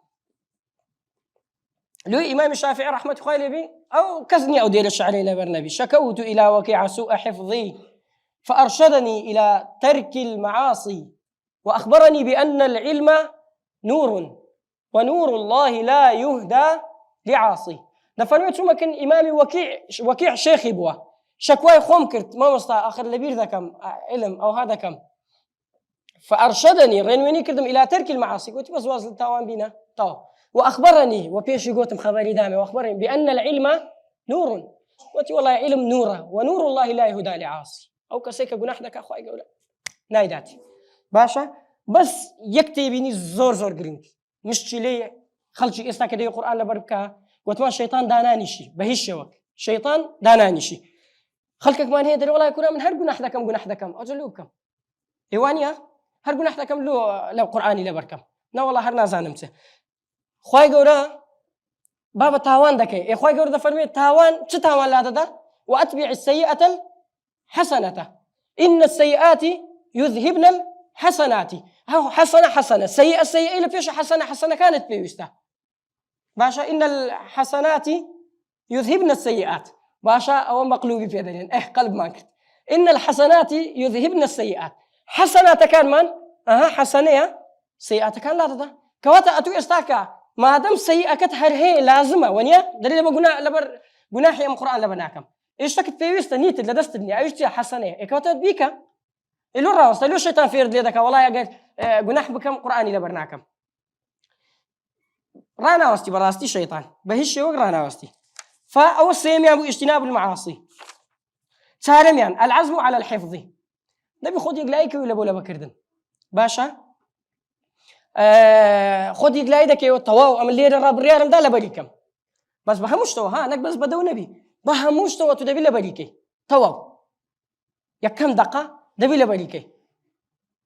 نظم حزم والحاصل يا كم دقة دبي هول بدي لبريكي يعني اشتيش دبي بكي لا داني همو أجراني كسر كوتن ليلا دبا باشا دبي أجركاني سر كوتن لا دي بهيش يقنابي أوبي مثلا بون من واحد بكاري سر تشد بي كيس هذا جرا مثلا نبي تمن رجلت بي أو أجرانتنا مثلا لا داني أجري سرنا كوتن والله أم تمن جولة بوا آخر الله يقصنا زور هذا الشيء مش وقت وآخرك خويده نطم زيادة الأوي كم يعني أجر كان سرنا كوتن والله أم تمن جولة بوا بير بيما والله خلشي ده ناس شكري بوا فلاني بوا ما مستا نايبانيني شكري بوا فلاني تمني حفتها هشتا صال بوا زم قرآن لبرك نمونا نيا يقدو سي تار بينس هموم ديتي بتسايخهم باشا والله آفرت هبوا يك حرف اللي جانك التو نيزاني جهان ألف جهان بقى استهم قرآني لبرا باشا أوتيها أو عزمك تواو لبريكم جناح تانوش بيشتري باس ماركت لا يدا أوانا هم ولاده لا بيرتون ولا خواي قورا سزاي لا بيرتون كاك توش على بالك نكرديا إذا لبريكا هولا كتبدا الشيطان فيري ليدك عشان عاتش اللي بنكرديا والله يا خلا بيردك خو في غرصاص مدفر أو لبريكا عقوبك أو ها أمن بقستي مراجعة منينا الحمد لله جدبوا هنا يرموهم مراجعة جدبي بابي خاصي هبي باشا وهروها سزاي مثلا فلان بلام وقتك براستي مجالنا هذا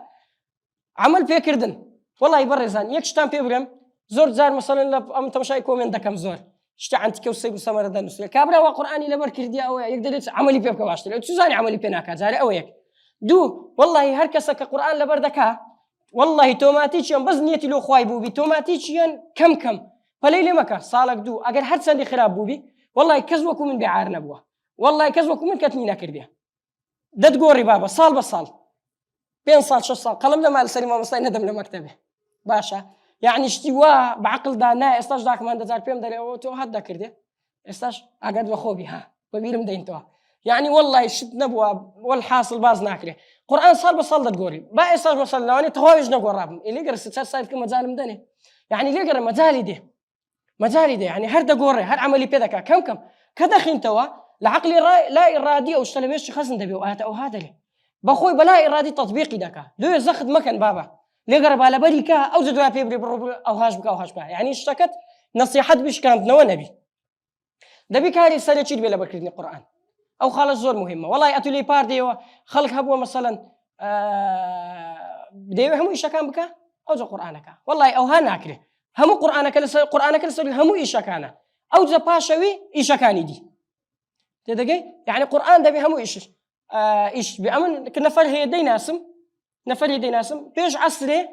ناني بيش مغربي ناني مغربي ده بيش مغربي ناني شوي ده خوارت يعني لو لما زقفتي ده ما قرانك الا بردك برادر كان قشمريان بيدك باشا وبخون بهم هلي قري برادر كانوا قشمريان بيدك هر زايل تشبو مزبا بيش مغربي بد نيو ساعاتك ببلا بتسمعنا كيف بخوم ها دي ساند سنين ده خوي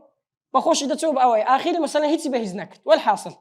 يعني ده بكاري سريتشيد بيه هم اشتكاني او ده بلا سروي هم اشتكاني وبي متى ايش مكتبي بكي فلاني بكي او بكي نانو ما ركش ريق بيخي وفلاني بكي اوكي يلا زوجك كاتب ما قرانك والله قتنايكي بيش ناكل او لمن وقرا او قاعده لمني وقرا والله بيت ناكل طواي كان هذا زار ما عندي بويما بين زمان تقسيم الهدف او هربكورتي بك هدف قرانك مثلا بقولنا هدف كان بك يك دو سي صار اون هدفهم هي اللي بكرني قراني بيروس باشا او انا همي او بك ششميان البحث عن الدافع من وراء الحفظ قران او دافعانتنا كوام لذكاتن قران لبركم او دافع وهم خالها قتل بدي بتطبيق كان بيج لبكرني قران هم دبي لما كتاب بالصوره باشا او دافعانك كوام لذك قراني لبركم يك دو سي صار مثلا تو لو خذ بري هر كارك بالنا لي هي براستي اتو هر كارك ديكي بال نلي هي بالنا لك لبركد مثلا تو في كل عزل بكي وهذا اشتكي او اهلي خوايا او اهلي علم او فلانه زور ناس مسالي باشا يقد تواني اوشتانا تطبيق كيلو خط جماعه ما عندي بنا كاكا وين روج احتياجات كو هر تنزيل ذكري ان شاء الله حفتميان ان ذهن الصغير اصفى من ذهن الكبير هذا اشارتك كم ما بيك مش من ضال صافتلا لا جوله باشا مش من ضال صافتلا لا جوله يعني زور مهمه اقل من ضال هم طلبي علم بقشتي هم لبركرديني قران لما ضالبي لما كان دي باس مانكر قلت مان هم زانان يعني زور بيان عفنك بهم هم زانان لبركرديني قراني الا تنديبوا هم يدري حفظ ده يازد وازده حفظ ده يازد نبوه مثلا او بلا اوج انسان ما يوزنا كدي بس ان شاء الله بس من ضال لبوي مشاكلي كما او بروح حفاظي بكره او برنا زانم سي مثلا كابرجني هنا زارك دين له حفاظي زارك دين تماتي بينا زارك مثلا فلان والحاصل الى اخره بس من ضال لبوي مشاكلي نيها لبوي مشاكلي مش صافت له باشا لويا بيغمر صلى الله عليه وسلم فرميت طبعا حديث قصير للسنه بس استدلال الروي معناه استدلالي بهذا دفرمي حفظ الغلام الصغير كالنقش في الحجر وحفظ الرجل بعد ما يكبر كالكتابة على الماء دفرمي لبركرديني من ضالك اگر قد وكو نخج لصبر ويا كلاناتي وكيا واتش كجوربي وكو كتابه لسر اوا اتبينو ساوا كرج دبتو استفادت كرت نهيت يعني لو يدبي اهتمام بمضالك تكبد لي طلبي علمي براستي يعني نتمنى شي قتكاك استا ولك نمزور ضعيفه زاري من ضالك تمني جواز الصاله سير د الصاله بابا ملفين صالي دو هادين باسي لك القران لبدك ليت صار صالي علماء او كرديا بويت باز د صال ملو الاستوله داش در ولا قتكيا اي والله بلكاك با قران لما كذا ولا قتكيا لوني جاهرستنا ولا قتكيا اي باشا يقرش بان استمكتب دي تاخير بزان بشق خلي دستيني انا ويا بزان الدنيا كوزالبوه فمن ضال زور مهمه ينظر زربا او تي بالنسبه حتى لفقياتي لفلان فلانش من ذلك هزنا زين لما تنبلا او والله ياتي له فقياتي بلو هزباشني لو بابا تنبلا كدنيل اذا زيلك كي بنيره او انه تصطي ديني اي بنيره لو الا ويبكلك هزنا داين باري داتو خيلك تي اي دنيل والحاصل فزور مهمه ابن ماجه بسند خوي رواياتي لك رحمه خوي بدا فمن قرأ القران قبل ان يحتلم فهو ممن اوتي الحكم صبيا في غير صاص من تعلم القران وهو سند او بازناكم كتابه وانا شير رواياتي كده لبركات من تعلم القران وهو فتي السن خلطه الله بلحمه ودمه كمن دال القران لبردكاب من دالي او خوي غورا وكدري تيكل دك لا غوشتو خيني لو او من دال بقت كيله بلي دك هر دوباري دكاتو برا تثبيت دبي طبعا هر چەند ساڵ جارە عقلی ئینسان دەگۆڕێت جەستەشی دەگۆڕێ ها نازانم هەست بۆ دەکەنیاننا عقلەکەی دەگۆڕێ بەرەو پێش دەچی باشە یعنی هەندە جار وەرزانی هەندێک شتێ نوێ دەکەنێت ئەوە مەرحەلەی نوێت بڕێتو لەبەر باشترین کار لۆ لەبەرکردنی 4 لۆ 20 ساڵ مەسەلەن طالبی علم دەبی لەبەر کات 4 لۆ 20 ساڵ لۆ هەتا ئێستا مێشتی وا دانەمەزرا 20 لۆ ئەوها 22 23 ساڵ ئەگەر شتی لەبەر کات زۆر مهم دەچەسپێ لە 25 ساڵ عقلی گەورە بووە لە کتابەکان تێبگا ئەو کتوبی حەدیثە و بوخاری و فلانە و کتوبی بوخاری مثلا قرصە و کتوبی ڕیجالە و إلى آخره عقلی فراوان دەبی لۆی زۆر شتی لەبەرکردی ئەو زە لە ئیستدلالەوە کە علمێکی خاصە ئەو جا باش وەکو دەرێ ڕۆچوون دەکات تێدا باش سەر لێ دەردەکاتن لۆ لە 4 ساڵ و 20 ساڵ حەدیثی مەجەمان هەیە مەجە ها و دەرێ ئاوەکە بزانێت تەمەنەکەی چەند بۆ 4 لۆ 5 بووە یعنی ئەوانە و هەروەها دەتوانی لەو تەمەنش مەسەلەن ئالەتی تسجيل وانا زول مدال بيبكي يعني مدالك كتمني قلت كي تصار بين صلاه وقمه دكا سي صلاه اذا تنزيلك لسه صلاتك لو بيك كاك باقي ما كيبك ناري ازيتي ده باقي ما كيبك شيء ولا اللي داير اخوتي داني اتك لو بخين اتي دوم دخول له دريته لو لبريك استغلال كردني وقت بس ليه لو تمنش براستي يكتبني دي سنه كباس كما ونري فاتتني الفرصه فرصه كامله دزدا تمنم قوربو نخير بالكو حرص زور مهمه بخوا حرص هم قاعده كان لا ده او قاعده انا بس هر هم ولاده او زحمتي انا هر هم ولاده بس حريص بلا سري هولي لو بدي تو باشا انا احرص على اختيار الصديقين برادر لو خذ بريار بدا مثلا باشا برادر لو خذ بريار بدا لو برادر يك تشجيع دكا لقالي دو منافسه دكا لا بركردن منافسه دكا بيكو دي منافسه دكا ناجح دي سي لو يك دخين مثلا ذلك قران كم لو بقولوا لي دوبار دكا تصحيح اخطاء لو دكا غلط كان لو راس دكاتو زور قرينجا صار مشان اويا زور كسمان هيا اقل ضمني مجموعه نبي ناتواني ايش كيبكا حناي كاتن قرب ارغي بي خوشه يا برادري بي خوشه لي قرب على برادر كي بيكو لبريكن سركوتو دابيت نويم يان الصبر ارام قرتن باشا ارام قرتن صفتي دبي طالب علم بي اوني اتو بكون فيكون اقدسان باسي دكم هم قراني لبركي او قران زور بكات كزور بفل لبركي بس روجو بدوما بصالك زور تثبيت نابي اقعد ليبي فما شرمانيا لما يرستاني ام برسي اريجو دس قلت تسمع حجي قلت كاكا تو حجي تو استاك لم بيان انا ودبي قلت خذني لو ري مرديا مهمه للري قران بملي للري قران بملي او هدفي تو لو ري بردوام بي شرني تو بروجا كويان دو سيبتن قران بتن دابز يا 26 سال تقريبا برين زكي 26 سال تدرجي امام عمر دفرميته دعات ما لبردك العمل ما بيدك اوها تو خواي قولوا دفن وكتاب وقرآنا فرقناه لتقرأه على الناس على مكث فرقناه تبتوين كنترول يبكي هم لبريكن باشا ابن طاهر رحمة خوالي بدفرمي الصبر زور قرينجا دفرمي دود زار خين لا خلب قطع بوا يعني قبلين وكون يمسه هشتيان قطع بوا بيلتو الدم او بيلتو الدم في طلب الحديث مرتين لابد دعوة كرديني حديث دود زار خين قطع بوا الصبر هولدان صبر او انا هموي براستي زور قرينجا دائما صحبه استاذي دبي ما مستطها بقران وكويس تشكن يا بابا قران يا ساي تايبتي خوي هي تجويدا باشا هلا حفظه مثلا انتم اخربون من اقعد لنبي ما مستطد نبي وتركنا يوسف عند متاعنا فاكله مثلا بونو اصلك وتركنا يوسف عند متاعنا فاكله الذئب وايا برجك يوسفي خوات لكن زانتا كان بجي ما هيك شنو ما كان قرقة كاد يوسف خوات أديك فاعل ما لا بركة قرقة ذئب كفاعلة وتركنا يوسف عند متاعنا فأكله يعني يوسف ما لكش تو مكان بديش هم إخوات أهم زي موضوع تسند قرة ليه ما مستزور بيوستا تجويد هلا يحفظ كذا إيش اللي ديار هلا اللي راسدك أخلاق اللي ديار ما مستاك كذا نشوكوا لقماني حكين دفن وتكرك اللي ديار ينداني شو اللي ديار زانيان أو هاني بدزديني أخلاق زور جرينجا ليه فير دبي لما مستا رنويني دكا قلت من منهج يبون رنويني دكا كرم أوها بخينا باشا أو طريقة أوها يعني أو درست بيدري يعني هتا منهج علميش بوي دس بيبك باشا أو كتابة قلت كان مثلا لنحو أو عوامله بون من الصرف وبناء باشان أتو دي يسال تحفة باشان بون من دي يسال إظهار وباشان دي يسال ابن عقيل إلى آخره بوشي منهجية فير دكا شو أقرب غلطي برو بيو يكم باشا حريص بون تفير دكا حريصة عفو ما مستا حريصة لسوي فيرتك أقر أول لقنا بلاني بلا رضا بروي حريصة لسوي فيرتك هول اللي قد ده وتشجيع الدكا باشا تشجيع الدكا الزور يعني لتشجعك خو شيخي برزالي شيخي إمامي شيء إمامي ذهبي واه دفرمي نسينم ذكرت بكرن ده هتقولي أي ذهبي والله دسختك دسختي محدثان دتس زود دسختك جوانتي ده لو قصك كت عقلم إمام الذهبي برا استا إمام الذهبي لسان الميزان ميزان الاعتدال عفو كتاب كان دي سندين كتاب دي هي برو بس بنا تعم لاقك سيلي درس بس هاي يقص تشجعك لو يزانا عند فرم لا تأخذ القرآن من مصحفي ولا العلم من صحفي قرآن ورناجي لو بس مصحف داخلي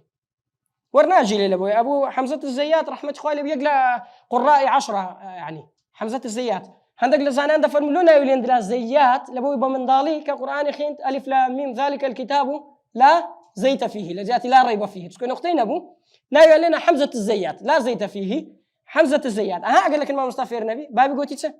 كرم مصحف دانه ده هستبر صدستي ما مصطفى لو يا ما مصطفى زور قلينجا زور لو يا أبو حيان الأندلسي أو الشعراء أو ذكن فلو يكن أخذا للعلم عن صحف فعلمه عند أهل العلم كالعدم هل كسلوي وقرأ أو علمك وكن نبوة كان منقل الزولة يازدا تصحيح النطق قبل الحفظ دبي براستي راس كردنوي هلا كانت بكي شكو أكل حالات كرد لبرت كرد بحالي توزك زحمة دبي دواء راستي كيوا متى برقة دو سيو الدبي زور زحمة دبي لكاتي حفظ القرآن كبتواني راستي كيوا باشا في غمر صلى الله عليه وسلم زاني لجبريل وقت يا لا تحرك به لسانك لتعجل به إن علينا جمعه وقرآنه آيات لي وقت يا باشان هل لفظي أنا هم دبي تاكي براستي مخارج الصفات أوانا أو يازد خالة ببيش لبركردني قرآن ديكي أو يازد خالة خط أهمادة دكي إستاكا نعم بجنم تسنخالة والله الراس باشا والحاصل إستاهن خالدي بازدكين جمالكين نارين ببلا إن شاء الله أواني دي براستي لآخري عندك شتمدان أبو باسي ناكم شتقلين جيجبو يستم أو درسي أو زارمان بتفاصيل بي أمن داواي سيب أوهم كرت خل بي بلاني كم صار محاضرك ولا لبر رمضان أزيدتها ندين مانكت لو أوها بغاردان أو إذا كان من هاد ما نديبو كيف أحفظ القرآن تون لبري بكم أو شتانت سي كوام لديك على بالك دي سان خال مان هي أولا دبيت جدولاني جدول كتيا بعربي كان ناخذ مو أو إذا كان جدول كان ساعات كان ساعات خريدة من روجة ساعاتك إيش لسه كم نري استاديكم نا والله عصري ديكم نا والله شوي ديكم نا ويلي دي فات الأوان كاتك الروي روجي دوم هذا درس الضروة توا ساعات ساعات دخيني تسكاتك دخيني صفحة كي قرآن دمه سوري العنكبوت لبكم ألف لام ميم أحسب الناس أن يتركوها أو صفحة يا باشا أو زار دياري دكم سندي لبكم لو صفحة أو عنده أو دياري يمكن صفحة ديارة كاتم ديارة باشا أو عنده لبردكم تسنخدنيا وبتسن صال طواوي دكم مثلا أقل لخوم محاولة دكم بوندي لوح تزخد لخوم كم لبريكم بس يعني تنبلينا كم ده مكان دي قلت ما كات زور قلينجنيا بلان تنبليجنا كين أو هاي لبه لوه دوم كاتي مناسب لبولا بركردن اغتنام أوقات المناسبة للحفظ أيش دياري كردني كات براستي قلينجا تازي إشارتكم بيكر قلينجا نظام سيلها إشارتكم بيكر زور قلينجا دياري كردني كات باشا باشترين كاتي لبركردن بيش نيوجي بيانية كسحر وقوتمان زانان كباسان كردية دوای نيوجي بياني أو دو لبو باشترين كاتش لبو مراجعة أو أنتيها مغربة بين مغرب وعشاء باش عشاء بين مغرب وعشاء براستم لو كاتي لبرم كردية زور مهمة لو هيج مشغلة الدنيا نانا كي مخو هر أونديه نازم أفتان بس في عندك نانا كي ناخذ لو خد بين مغرب وعشاء تو لمس قفتي مثلا باشترين شوي نشكدين سهل إن شاء الله استا مسقوت بيش نيجي بس ما كرك أوا قلت ما دوي نيجي عشاش لو مراجعة برزان علم سلمان ديتي كمراجعة دكي زور زانة تاني تلا خوية خود لك تي عندك شدة ليه أو عقلي لا واعي بيدرين ليه علماء سبحان الله ناس أنا مدري أوين هبوا بيش عشان كنت مراجعة باش عشاء بيش نستن يعني أو عقل خزني دكا ديليه إيش اللي صار دكي ببلا إرادش إذا أقاش دلينياتو باشا زور قلينجا براستي في غمر صلى الله عليه وسلم فرموي اللهم بارك لأمتي في بكورها خويا بركات بك بكورك يعني كي سبين زوكي ابن جماعة رحمة الله بدأ فرمي أجود الأوقات للحفظ الأسحار ابن جماعة دفن باشترين كات لبو لبركردن سحرة كاتي سحر بيش بها وللمطالعة والمذاكرة الليل شو مطالعة ومذاكرة إيش ينبوا باجل يدزانو هندشان بسياري أنكرت براستي هند قولي لا دبم هندشان بسياري أنكرت قال بعضهم بما أدركت العلم أو بتجيش هم زانستيك هيتت فنوت قال بالمصباح والجلوس إلى الصباح شەوان لە دیار میسباح خوێندنەوەی دیار ئەو لامپە و فانوسی ئەو کاتی هەبووە یعنی شەوان نەنووسیمە ئەوەتی والجلوس إلى الصباح دانیشتنی شەتا بەیانی ئەبەوەی گەیشتمە ئەوەی ئەگە پرسیار دەکەی سێمیان ئەوە دووەممان باس کرد سێمیان اختیار المەکان للحفظ باشە اختیاری دیاریکردنی شوێن لە بۆ لەبەکردن طبعا ئەمە چەند مەرجێکمان هەیە لە بۆ ئەگەر شوێنت دیاری کرد لە بۆ لەبەکردن چەند مەرجێکمان هەیە تێیدابی باشە ئەویشتیا هێمن و ئارام بی شوێنەکە ژاوەژاوی نەبی هەوای پاک بی باشە زۆر ئەوەی نەبی و هەروەها شوێنێکی داخراو بی یعنی بەمانە داخراو نابچی بخنچێ دوای بەم لەم دابێ ئەوها نا بەڵکو شوێنێکی داخراو بی لە نەظەر لە منظەر و شتیوا بەو شێوەی دەڵێم هەوا جێگۆرچەی هەبی و ئەوانە يعني لسر قالي أتو شو أنا كذا خراوبي وهروها نقش وشتي نبي أتو بتي لدار تلفزيون لبكي قال أنا داي أو هاد مثلا يعني أنا أبو يعني أنت مشاش تلفزيوني كيان بكيف خد يعني موبايلك كم دني تخاب زانسبو أو هموي مشغول الدك أنا أبي أشتانه هبي نقش أشتانه مشغول دك هذا بهموي لادي باشا باشترين شو أنت مزجوت والله لو بيان باشترين شو مزجوته لو شو كباريزة للبوته ده باريزي ساوت نظر نابي باشا هيز نظرية شتى دانية وهروها جي كان كسر لقني الحمد لله زمي خلق بكا يا مثلا قورانية يا فلانة وشتانة هي تيلينيا بس قفتها زوجي هادئ سبحان الله والله يك زوي شي هي زور خوشة باشا يعني زور استفادة اللي ذكي مزقوت لسان زمان أو أذن قوت ما نجلا أو نبي أو زمانش بلاش سلفيناكي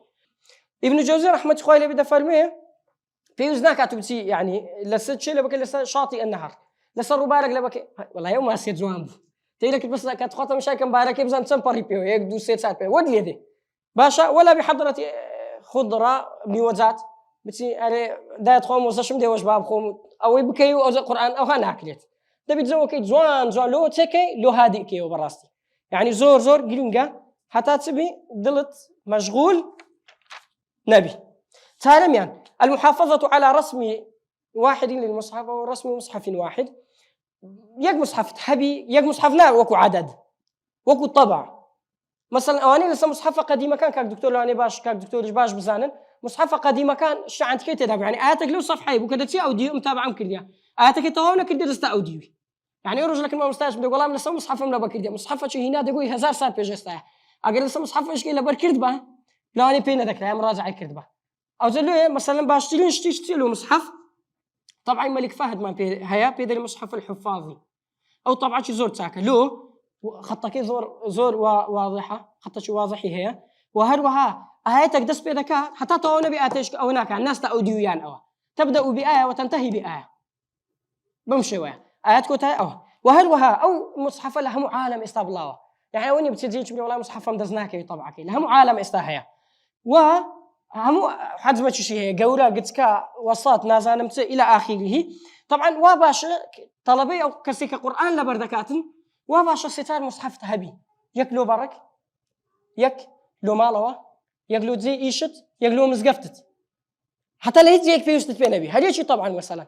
باشا لأنه ساري مثلا ددق مزالتي تفرني أو هم استغلالي وقتها يدفونك إلى جيكا جيب قرر صورة التلبل كي تعرف فين زار باش جيب دين السهل إن شاء الله أو اشتانا بين زمان الفهم طريق الحفظ الفهم طريق الحفظ تيجي يشتن براستي ريقات سارية يعني آسان كارية لوسة لولا بكردني أتوقع تينا جاي زحمة لا بكردني باشا يعني زور جيلنجا براستي تيبجي كلماتك هي مثلا تينا جاي إبرو مناكي بزانا هم ناخد هذا بمفصلش اختصاص تفصيل وردقلي وهل زيادة أو ذاك زيادة اللي ماشي مثلا قصصك أتوبسانا باس لتسدك أو قصصه بصرهاتك باشا مثلا بون منا قالوا من فعل هذا بآلهتنا إنه لمن الظالمين أو شو إلو خواني مكت والله ظالمة يكسر آياتك باشا بمعنى زي قالوا سمعنا فتى يذكرهم يقال له إبراهيم والله جمال يبو جمزك هونا إبراهيم ها بمعنى رب تذكر أو معنى زور قرينجا لبو بس نوي نواني آياتك كانش براستي بس نوي نواني آياتك كانش لبو يفرنا جن بس نوي نواني آيات ضبط آيات سبكة زور زار دتواني بكلمات مثلا سورة هيتما ومن آياته ومن آياته زار لديكاتيا تواني نشانك ومن آياته أو هلا نشان دك يقدوس دجمي دري وشش قل لديكاتيا بوشة يان ربط كردن بس نوي زار دوباره دكيوا لمن الظالمين قالوا سمعنا لمن الظالمين قالوا سمعنا فتى يذكرهم لمن الظالمين أو يك طريقة طبعا دعاء دي مسألة أو يك طريقة لبكردنا و ليقداني نشان كردني مثلا زور واو فا لديك دي أو هلا نشانك بدو فا أمان دو أمان هي ومن آياته شش قل لجوا كاتيا أو أنا نشان كهمي أصلا كهدي لو ذكر براستي ششم يعني لا تجاوز مقررك اليومي حتى تجيده تماما حفظه تماما فلت نبي حتى وكو حفظك خد بتزواني أو مقداري دياري كدني وصفحة ونيا حتى بتزواني لسري زبط نتكت لسري نري يك خالي زور مهم تام في علم حفظي كم باش تلينا بس حفظي كم تباش بالشش ما نجيش بسري دامره كأنما تازم راجعت كذي وجدي وسري والله يزار والبيوزنا كتم شايكيوه ديليو أو صفحة أم يك صفحة من الجيران خو مواكر كقوت مولو ما مستايخهم هات مو مالي دوبارم كردو ولا ريت شو ما تجي دوبارم كردو استاجر صفحة ولا بالماء والله صالش كش مراجعينا كم راس ديلمو يا كم حفظ طبعا زوين شم لبا كردو يا كم حفظ زور جرينجا اهتمام زور بيكم لبا كردن بدن أو خالص زور جرينجا أجت عليه باشا واحد وها وندش دياري ما كمل اللي بتقولي زخد لخود مكا شر لقى خود مكا باشا وقوت ما وخاي قالوا باش يدا بزاندي حتى بتواني تزيجي لي كي باش ابن شهاب الزهري رحمه الله عليه دليل تكابريا شي دليل قال لي من المناني اللي قزان مكا وتيا بقدر اون دي بخينك توانات هي كطبيعات القران وايا زوزو ملل دقلي الشيطان وازد لنا نزول اويا نازم بالامسح وازد لنا باشا دي لانواع دركدي لدركددا انواع لو زور قلينغا فدليل شر لقزان مكا بابا بيوزبو هناك لقى روجتني شو روج لبالك لو تثبيت دبي شو روج تثبيت دبي وهمو بيكو اقل همو بيكو لبركت والله هموش بيكو دروه او جرين تي بي مجال يبدا مجال باشا مجال يبدا كبخوي دساني لكاتي مراجعه كردنو يكتبيني دي قال جرين بتمانا باس كم باس كم يكتبيني زور جرين لكاتي مراجعه كردن بابا هم قران لبره مثلا اصار رجك بسير كروتي هم قران لبره الحمد لله استاك بس ملل لولا امني قلتيا ناس والله قلتي هم يانيوي بس اولى بين جزء روجه مراجعه هذا كم اوان سبكم هينغو بس والحاصل قران كمراجعات كدو بين جزء ده جزء ما نقدت بيت سوانيا حفتك اسرعاتك تثبيت دبي زختي لنا كي وعقله والله ايات هبوه مثلا بقول لك غيرمي مراجعه بيمنا قلت لها ورسولا الى بني اسرائيل اني اخلق لكم من الطين كهيئه الطير فانفخ فيه فتكونوا اياتش كمان هي فتنفخ فيه الى اخره متشابهه والله إلا قرمي مراجعة بيوم نقول لها مصحف كم دانا حفتك لي قرايمة باشا حفتك لي قرايمة والله باش حفتش قوت مو بغلط هردوش شو قوت لواني أول بس لمن روب ده شو سيار من حافظة شكل 8 شهر ده صالبو هم قرآن لبربو بلاد لا يعني مراجعة ما بيكو قوت ميت شوية قوتي نفس الشيء بس رضاحات يعني مش كل ما قاعدة باشا يعني زور قلينجا زور قلينجا إسرعات بمشكل بديه حتى تثبيت بي ما عندي مكان زور زخد نايبي هم يبيكوا به هم يبيكوا دروه التسميع الدائم جاكرتن براستي كاتش زور دلو دقرين توا زور يارمتي ددا جاكرتن زور يارمتي ددا تو ساري دروي دا تفرني ايو صفحه تيلا بريك الا مركزه شوي لو سارك جيب قرا صار بينزل والله دا تيسر القران وكواكا تازبي يعني مجال نابت اللو دوا باسكن يك صفحه كلها بركين لو مثلا زوان بتساو جارك مشايكه لا شنقيت كان دزانستكن منهج يام بيرانا كان باس كم قناش خوشان هي بس صفحي وهي صد زار تمشايده كان صد زار وهلا سديده بن كلا بري ده كان صد بنزار زار لو ما مستيدلينه هند زار سي صد زار كختم دكا او كاتي لقبي حافظي ددني حافظي قران ببيش وانا كده غوري صد بنزار زار يا سي صد زار ختم بكي او زبيد بلي حافظ شيخ شنقيطي رحمه الله او حسن الددو شنقيطي هي ده القران ملا بكردب وشوق حسن مراجعه ملو باب مكرت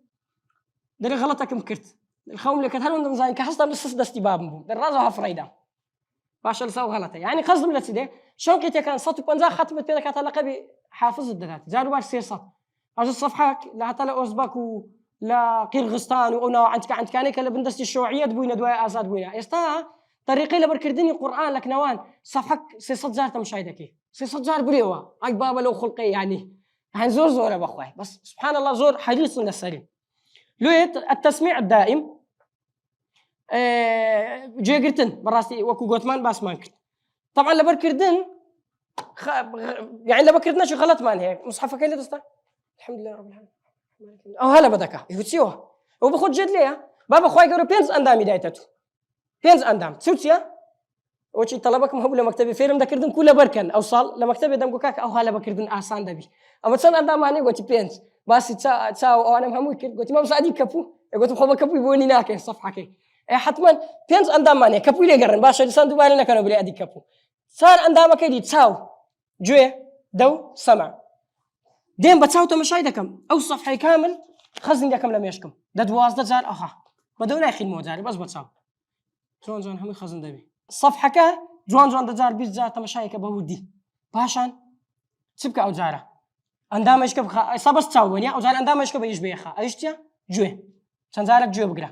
ئەو جارە ئەندامەشکە بە دەو کە دەو گۆتەوە ئەو جارە چ دەمێنێ چ بوو دەو چاو نووسین دەست وەرە بینووسە ئەو سەفحەی وەکو شەنقیتیەکان وەکو ئۆزبەکی و فلان و فلان دیهینە بینووسە جار وا هەیە طبعا شەناقیتە قراءەی کە ئەوان پێ دەخین ئیمام حەفظ عاصمە ئیوان نافع دوو ڕیوایە هەیە قالون و وەرش دێن دە جوزە قورئانی بە قالون دەنووسن دە جوزە ئیش بە وەرشی دەنووسن طبعا زمانیشان عەرەبیێکی فەسیح نییە وەکو ئێستا لەوانەیە جەماعەت باشتر بزان دکتۆر لێرەبی ئەو باشتر دەزانی یعنی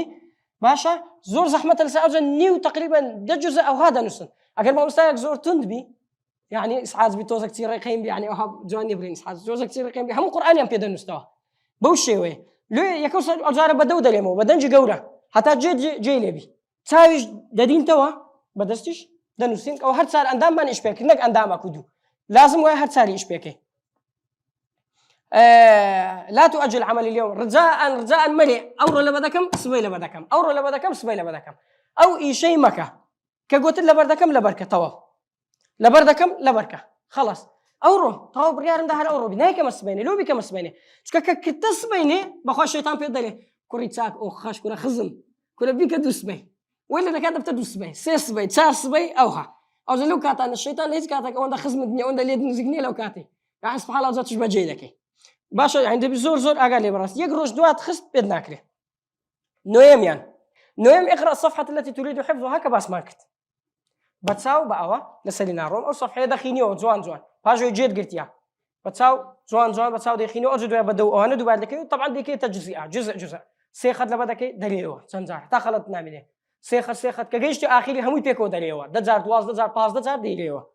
فلت النبي ديم قراءة بنغمة باشا وتغني بها باس ما كرت بلام هر أوي دكموا بدنك بخينا بابا لو شرم دكه خلقوا شرم لهيز ناكاتو لو شرم لو دكه قرآني بخيني لبحث ليك لبحث كان أوي كردية كا أو كسر بدنك دخيني زيادة لم يشك أو دبي بيقول صلى الله عليه وسلم نازاني أقالين يا فقيري بيقول صلى الله عليه وسلم بيش صار ليس منا من لم تغنى بالقرآن زينوا القرآن بأصواتكم فإن الصوت الحسن يزيد القرآن حسنا يعني أقالين يا كأواب زاني بيقول صلى الله عليه وسلم بيش صار باسي كردية خوشي دكا خالي يازدم يا براستي حفظ الروجانة هبي ببي قطع مكة حفتك لبردك والله أوردي كله بخوي حفتي وايا لحفتك تروشك إسرعات أو يبزانن جمعك إسرعات ببا باشا جمعك إسرعات بي أو هيت بلام أودي ميلا قطع بكتنا يا براستي يعني استتمشي زانان بكين دفرمي أمل الروج جمعش لدرسي ما مستم حاضر دابوم كما مصدر درسي نبوة شو يمكنني باشا لو حتى درسكم لقطع النبي الشيطان فيرم لينك أن يكون الدرس لألا أنقضوا عادتي من الحضور عادتي خوم تيجنذم لا ما دبون باشا زانان هم روش اشتشان لبردا كرت لكاتي إسرعات اشتشان لبردا كرت اشتشان لبردا كرت حتى لو عادتي أن تيجنتيتن شكيك روش صار دبيو باشا لو يا إمام الزهري رحمة الله عليه بدفن المسلمان كبداية دس بيدك بداية توزك زحمة على بالدك كدس بيدك دلو تشي جوجا لواحد وعاد تدو كانياوي يقولوا تقطوه يعني زور دبي لو الروجانة بردوان به كتابة الدرس باس ماركت نرسين بنسو باشا الصلاة بالمحفوظ أوي كلبري دكي الروجانة لن يجدوا باركوا في غرصاصم كأمر دكاكا ويتر بكن بلا بركردن أو أول مثلا بون من الصلاة تراويحة كل حد ما أنت زيادة داخلين لتراويح والله مقل ما عندش بس مثلا بون شوني جا يعني مثلا شتيت كيا أو أنا هموي ودك مراجعة بقوة بي يكشتيت كشي زور باشا إنسان كمصحفي لدز بمراجعة دكاته ولا حد شو الحاسة بي استمشى مصحفي دكا بابو غلطة لو تمشى دكا ليقرا فكر كود بينز دقة بفكر كولو كلمة أجر بو بينز دقة ببيل تحته زارش كلبيلي ناكي بس أجر تمشى كده أم زاري لبيلي دكي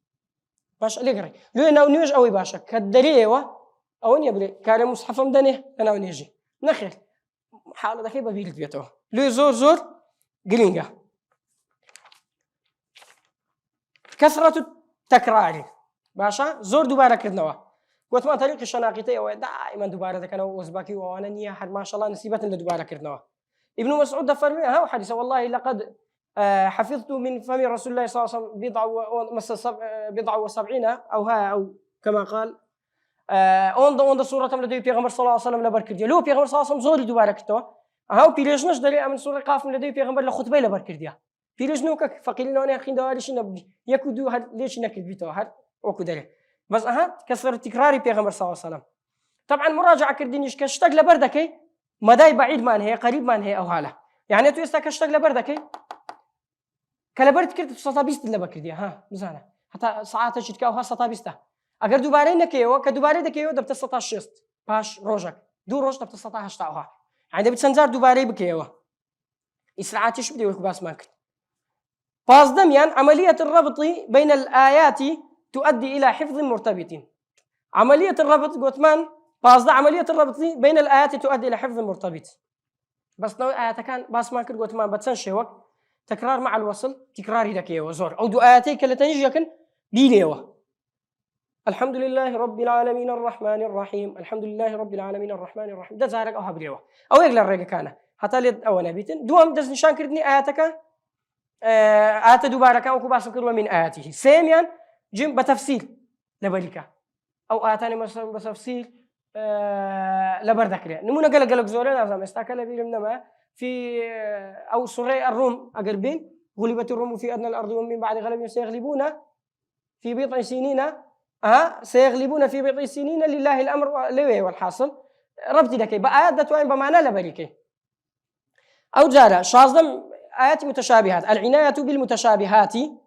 قلين جدا بمتشابهات أتو مثلا بقولك مصحفك لدز بها أو آيات لبردكي تثبيت تكردية بس كدتي أو يديش دخينيوا باش حفتش كدري وهردو كل تيكل دبي ناس أنت تشتكت لو قلين جدا بمتشابهات زور قلين قبل راستي باشا يعني متشابهات ما هي بشوي كتاب متشابهات ما قالك زورة بشوي شعر هيت ما زبطي كردية مثلا دلي إمام السخاوي رحمة الله بدلي لا آيات ولكن كانوا أنفسهم يظلمون أو آيات الهيكشون هيت ما ولكن أنفسهم يظلمون باشا أو هذه هم كانوا يلقنا إمام السخاوي رحمة الله لا كتابك كذا لا نظمك يأتي دفن ولكن لفظ كانوا ما سقط إلا التي في آل عمران فقط كانوا لا ناسية إلا أو إلى آل عمران هاتيا تو أتلا برتك أو إلى آل عمران هاتي ولكن أنفسهم يظلمون بوشوي يعني قلنا جدا متشابهات ما هي بالشعر مثلا قاعدة مثلا بني وقالوا لن تمسنا النار إلا أياما معدودة وسورة البقرة لآل عمران هاتيا ذلك بأنهم لن تمسنا النار إلا أياما معدودات يورا قاعدة بكار بنا معدودة أو دعاء توجيكن معدودات كتاء البقرة أو نشانتك البقرة بتاء كوتاي هاتيا هاكا معدودة بهاء كوتاي هاتيا آل عمران آيلة بيشا معدودات يعني مثلا سبح يسبحوا أو لظلم ملايين تقدر تشأوي دائما أجل ناوي صورتك لسين بيتي برين لدواء ألف لام يكم بيد نقطيها بي أو يسبحوا نقطة نبي سبحها أو نشان أو قاعدة مثلا تتوين له خد أو كي نشان كردن والحاصل كباس ما كرد خواي جورا الحمد لله 8 داين مثلا لو بابا كتابك نسرع يعني بندا إن شاء الله أخوة قبولك شصتوا هشتاو تقريبا اشتاق لها برية بقاعدة بالشعر بهموش أنا ضبط مكردي إن شاء الله باش رمضان دست طبيعي دتو عندي زور استفادة ليه بكره باش إن شاء الله يعني أوشتانا هموي بشوش آسان داندريا كلاجر مجتمعي ما بقول زي مثلا أوشتانا لوي الله نزل أحسن الحديث هاي يقول أحسن الحديث كتابة متشابهة يعني أو تراه طب ومزين زور ما يخالي شخص حفظه الحرص على استغلال المواسم حريص بل استغلال كرديني موسم كان استر رمضان ونيا بخوي حقوها إيرم مرديا أجرنا حقوها فيش برشة بكره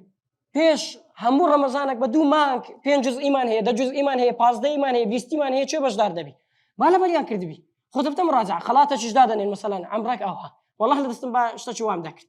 يعني همور رمضان بقى واشتهبي وبي خلق استغلال مواسم كان رمضان ما نجي قرآنيا با إذا ليه قريبا فيش برشة جورب بكره مثلا لهم كردستان خلق به لوي هجدميان المنافسة في الحفظ وخاصة بين الأطفال منافسة كردن من دالش فيها منافسة نازم بريم بكن يعني منافسة لها مش باجنيا بس لا قرآن باشا منافسة لقى بكن بريم من دال مثلا بون أجل أود كرت يلا وش لو ذكرم أتتصارف هذا شخوي جورب بس ورا أور صورة إلى بركة من أود لو ذكرم أو خواردنا بدليتو دبي أو صفري أو جارة ما نقص صوري مثلا كوثر لبكر أو صفري أو جارة ما بدليتو دبي ها ملعب الله فيه خوشة بيدا كني أو شتانة أجر أو تكرت أو ها أجر أو تكرت أو هلا زانه يعني منافسة دروس كلا جري لقبلها كان خوي هم أشتانة براستي تأثير دكاتن وهل هذه تقديم كباس مانك نوز دميانو أخير الالتزام بالبرنامج أو زور قلينجا التزام كردن بو برنامج بكي كدادنا كلا بيشو باس مانك قلت ما برنامج دادني أو هذا كن أو هذا كن أو هذا كن أو أنا باشا ها خلقت هاتو قلت مخالي نوز دو كوتاي أو جاء أو نوز ده براستي التزام كردن ببرنامج قلق مهمة التزام بتفيونا كرنا تواني عندك خواردن هي براستي بيغمر صاصم تشجع ما دك على عندك ولات تطبيق ذاك لو تجربة باشا بيكن وعندك كاريش مان هي تضعف الذاكرة ده باليدور بين لو أنا العسل يخرج من بيتها من بطونها شراب مختلف لست دردي هنجينا شيء وكدري أنواع نوع أو السدرة أو نازانم أو تيا أو برسيم أو لا أفريقيا زور دوري هي وهنجينا با ماء زمزم بيقول صاصم دفر ماء زمزم لما شرب له ماء زمزم نيتي تتهبي ماء زمزم لما شرب له أي زمزم لو أو نيتي كاتو دي خوي عم بس نيتك دي خوي بوايا باشا يعني خطيب بغداد رحمة خوي لبي حد ذكرت أي زمزم إيش خوارسي هواياتي شهبو ككتاب تاريخ بغداد بنوسي دوات خبرنا مكتبة تاريخ بغداد تمشاب كان تاريخ بغداد بنوسي وهروها دراسة فرمودكاني بيغمبر بكر صلى الله عليه وسلم وهروها لا بيشري الحافيش بخيني تفرمي أي زمزم خوار هرسي كم هاتدي هرسي أو تاريخ بغداد أو غني عن التعريف دراسة فرمودة جوا كتاب هي لا حديث ولا شتيت كاش كخطيب نينوسيبي يعني دستي لهم اشتكى الرؤية وكو إمام السيوطي والسخاوي وأنا خطيبي بغدادي يعني أوان وكوي كما شاء الله اللي بيهمو فقرة كاني قلتوا هل همو فقرة كان لويا سيميان جمع الحبة السوداء وشو نخي إنه حية السوداء خندواري باش نبوه الأواء لكن ما مصينا خينا حية السوداء يعني مالي الرش حبة السوداء يعني درمان شو دستي لو بردي بيخوا ونزيد بي ودا وكشتي حياتي الرش اللي برا يعني الحبة السوداء دال التمر ده بيه اهتمام بدري براستي بتمر لقد اهتم العلماء يعني بأكل التمر دائما الرسول صلى الله عليه وسلم دفع مالك تمري تدا نبي تسيا دائما جائعا بالسنة دائما أو دراسات زور مادتي دا أو هاي أون دا وقوتها أو دراسات كرديتي برهم قرنوا وسهل إشي مني باشا إمامي مسلم رحمة الله عليه لفرمودك دراسة يعني جلسة فرمودك جيل نبوة ده قريته وماره لخفتي أو فرمودة زور خفتي بيد أخوك فرمودك باس كريا جيل نبوة يك فرمودة خل شو مش يستحق سيون ده كلا سفرمودة هيز نازاني على أريكته هي كتسي واجا ولا ده كدزار لأخوي جورتنا درباري فرمودة علماء فرمودة إمام مسلم يك فرمودة أو ناكات النادي انتوا بلا خفتان دستوا ماره أو شوي در كي بيو ده داري كسنة تجوري داري تخزاني كسنة تجوري خزاني ديني سلك تمريلو ديني خرما ذلك داتيا أو خرما ملو هنا خرما أكيد داتي إمام مسلم حتى بين الديار أو فرمودة ده قرر إلى ده دينتو وش إستانا ببحث شيء ده شغ جوجل بحث شيء ده هرتي دليل ده داته لا فرمودة قررها أو كتابة أو طبعة عن كان أو بدز نسلها أو كاتي يعني توقع بكن تاريخ ابن كثير بين صد زار بدز نسلها هشنو مجلد بين صد زار بدز نسلها توقع كان بوش شيء بقرر تمرين بخو بقرر خرما بخو خرما أكيد تعودك على السلة باشا أو فادك إمام حاكم رحمة الله عليه بدأ فرمي بو أنه والواضح أنه مات منها بو خرماي وفاتك أو كواضح بلوي بو خرماي وفاتك ذيك هتاس بين هالخليق بوا أو الزور سير عجيبة لو خالي وآخر خالة لخواردنا كان ابتلاع خواردني قداني أحداق عيون المعزوء أنا لشناقطة شنقطة كان كموريتانيا شنقط بشكل موريتانيا كأجر بس جيان مانجك تحملناك كده أم زور خالق ده ناس مليه جانا زورنا خوشة بس يقلوش تاني كديدينا من ذلك لدايق دبي رشايد ساوى واني وابزانم ابتلاء أحداق رشايد ساوى كل أو تساوى أو رشها نظم دي كلين نسيت ساوى أو بيتسي سلو بيو أو أنا بكن كده يكلين أو رشايد ساوى دنا من ذلك قوتي ده سبحان الله ده زور تجربة باشا زور استفادة لك له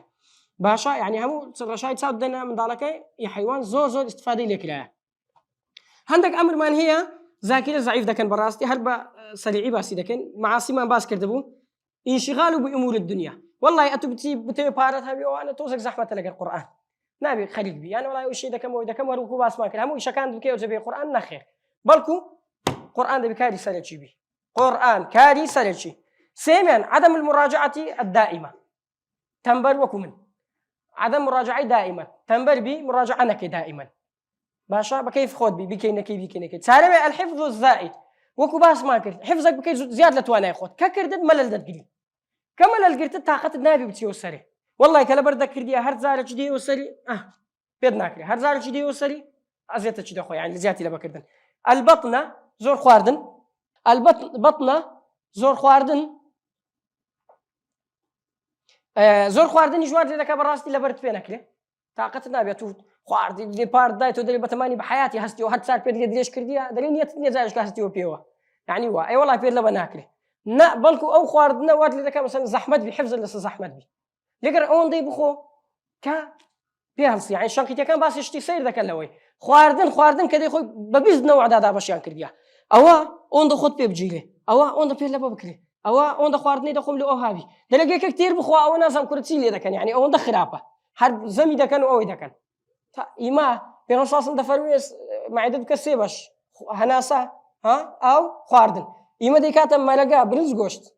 يعني هالسيتش هاد فردكه بس هالسيتش بخواردن مازال نالته هباب أوهانيا وهل ششمو أخير كثرة النظر في التلفزيون والكمبيوتر قتن ليبي براستي كمبيوتر وأنا جرزورت مشاكل موبايل توشي اللي برتونود دكا كأمن توجبون براستي أو جزئي بهرتبي يعني أوندا آيباد اللي بيش بوندا اللي بيش بي توشي اللي برتونود دكا أو جلو زور مشاكل دين التلفزيون بخواد ويا تمشي ومكرز يعني بيش ردم زاني يعني بلم علمك يخون بعرض عضلاته أو زاد توشي اللي برتون دبي يعني زور اهتمام مدبو أو هم طاقية داتا تساود أو توانين يا بابا أو موبايل من فيديو كم ديد يعني هيلك اللي بيني دام دلها هيلك موبايل زرس لي دلها هذا جيلي هيلك ده كله سيم أو سيمي أو ده استنازم تاعت سنتها بس يعني بقوته أو زي إنسان ده بيبراسي خوي بفارزي ببلا هل ببلا بس طريق شناقي تناكم والطريق التركي باي كم زي طريق اللي عندك دولة باس كم كو قرغيزستان كازاخستان داغستان أو غستان أو شتانا يا كم تصدقن طالب دس بيدكاتن بس بريك كردني راس كردنوي الصفحة حق القرآن باشا لكن شيخي رأس دكاتو لكني دوم يعني شيخ أمري بيدكاك بأن يكرر هذه الصفحة سنت دوزار لا والله سيصد زار الريك ده بيوصفحة يدو باركاته سيصد زار نظرا في المصحف بس تمشادك سيصد زار باشا هاد بدو صوت منزل لسخومانيا سيصد يعني بصوت منزل لسخومانيا سيصد كم تلينيا أوها سيميا فإذا كررها سيصد مرة 300 مرة عرضها على الشيخ غيبان كاتك سيصد زارك دوباره كاتو تزاد ليتكن شيخي مشافهة وكو دليل لقلي دليتو لو شيخي واي أو زاقر غلط دكا أو شتانين هي عقوبات زارو بار لو شنقيط هردي من ضال هردي لا ترسي عقوبي من ضال هردي دليل راس أو دكاتو كدليل ما مصلي دا دستي من ضالك بس شيء احتياجية شكو داكو بابو شرطي هنا تكنو يعني أزيتي تزارو بار من ضال هردي يعني انظر أو كان ينقرصه هند زار بيبي ده كان انطلبه حتى حسب خويبك طبعا عندك شيء غلط من لقاها مش تداني ما بس هالوكو لطيفة باسي ده كم وباشا فإذا ختم القرآن كاملا أو تأويا أمره أن نظر 150 ختمة يعني أو وكذا بكاتن 150 ختم أما اللي جاني خو ما تدجملين 150 ختم ناكن طريق الشناقي تم عندك شد باسكت والله مازال نية كتسان كات مراجعة ده كان أو سيكات أو بيرانا جن ما عندي بوينا بخوا دو دقيقة كهرنس موازن تيجي باش من ليدن لا والله إذا بخوم عاقل بم بجي بيلم حفظ التركي من هي كأمن تسوي مناويان مثلا كلابليان كرديا تصوير رسم كردينا وقسم لقر كردينا لقر ما مستاكان يعني تشوم سفرك هبو زور خوش من هالبونية تو نية تيجي تسوم طلبة كان لم تبرسين شوازي لبكر لقريان دادا نشتم هندكات والحاصل يكتي أوان هي مصحف كدينن ده مصحفك هبي كدينن مصحفك مثلا جزء البقرة باشا ناتن ألف لام ميم ذلك الكتاب لبركة نخير أو بيزق لو تكرار زوري كده كان جزاك الله خير مسجر ذن ما زاك ديت صدقاتن لا بري بيستم يعني لجزئية كم لا بري بيستم لبردكة باشا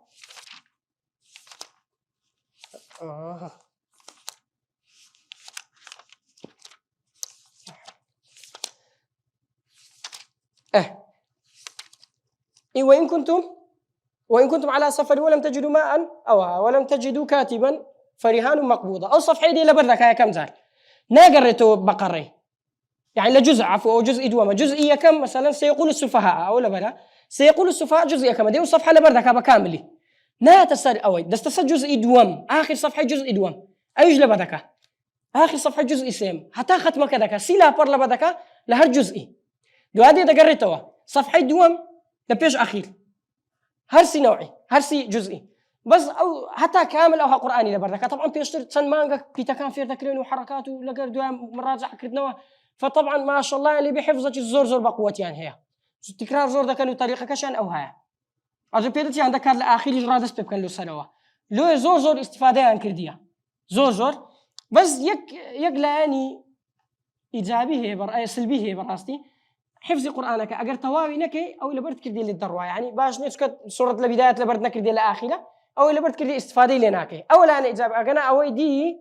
زور باشا شتي كمان زور ما بواس كان براستي بس إن شاء الله خوش عال بوين لخدمتي أو برز خوش يزبوين وإن شاء الله استفادة من ليك كرديا والدعاش من لو بكن لبيل ما نكن خوي يقول الإخلاص ما بيبخشي زيادة ودس خوش تاني ذا كمان من أهل نيمة أنقول ديارة من دانيشن براستي همو ما نوتشي يكن أو عندك دانشتينا للرزي بيش واها أو هل ما مستعمل أو هيد ما مستا يعني أم بين بأدبي ببراستي هل بدايته نشم زاني دانيشن بخوا يعني أجنا أهل ونينا مثلا وقردن من أذاك أندريجا شيء بس وستم بيك جاري وكدري إيش خو ممكن سبحان ربك رب العزة عما يصفون وسلام على المرسلين والحمد لله رب العالمين.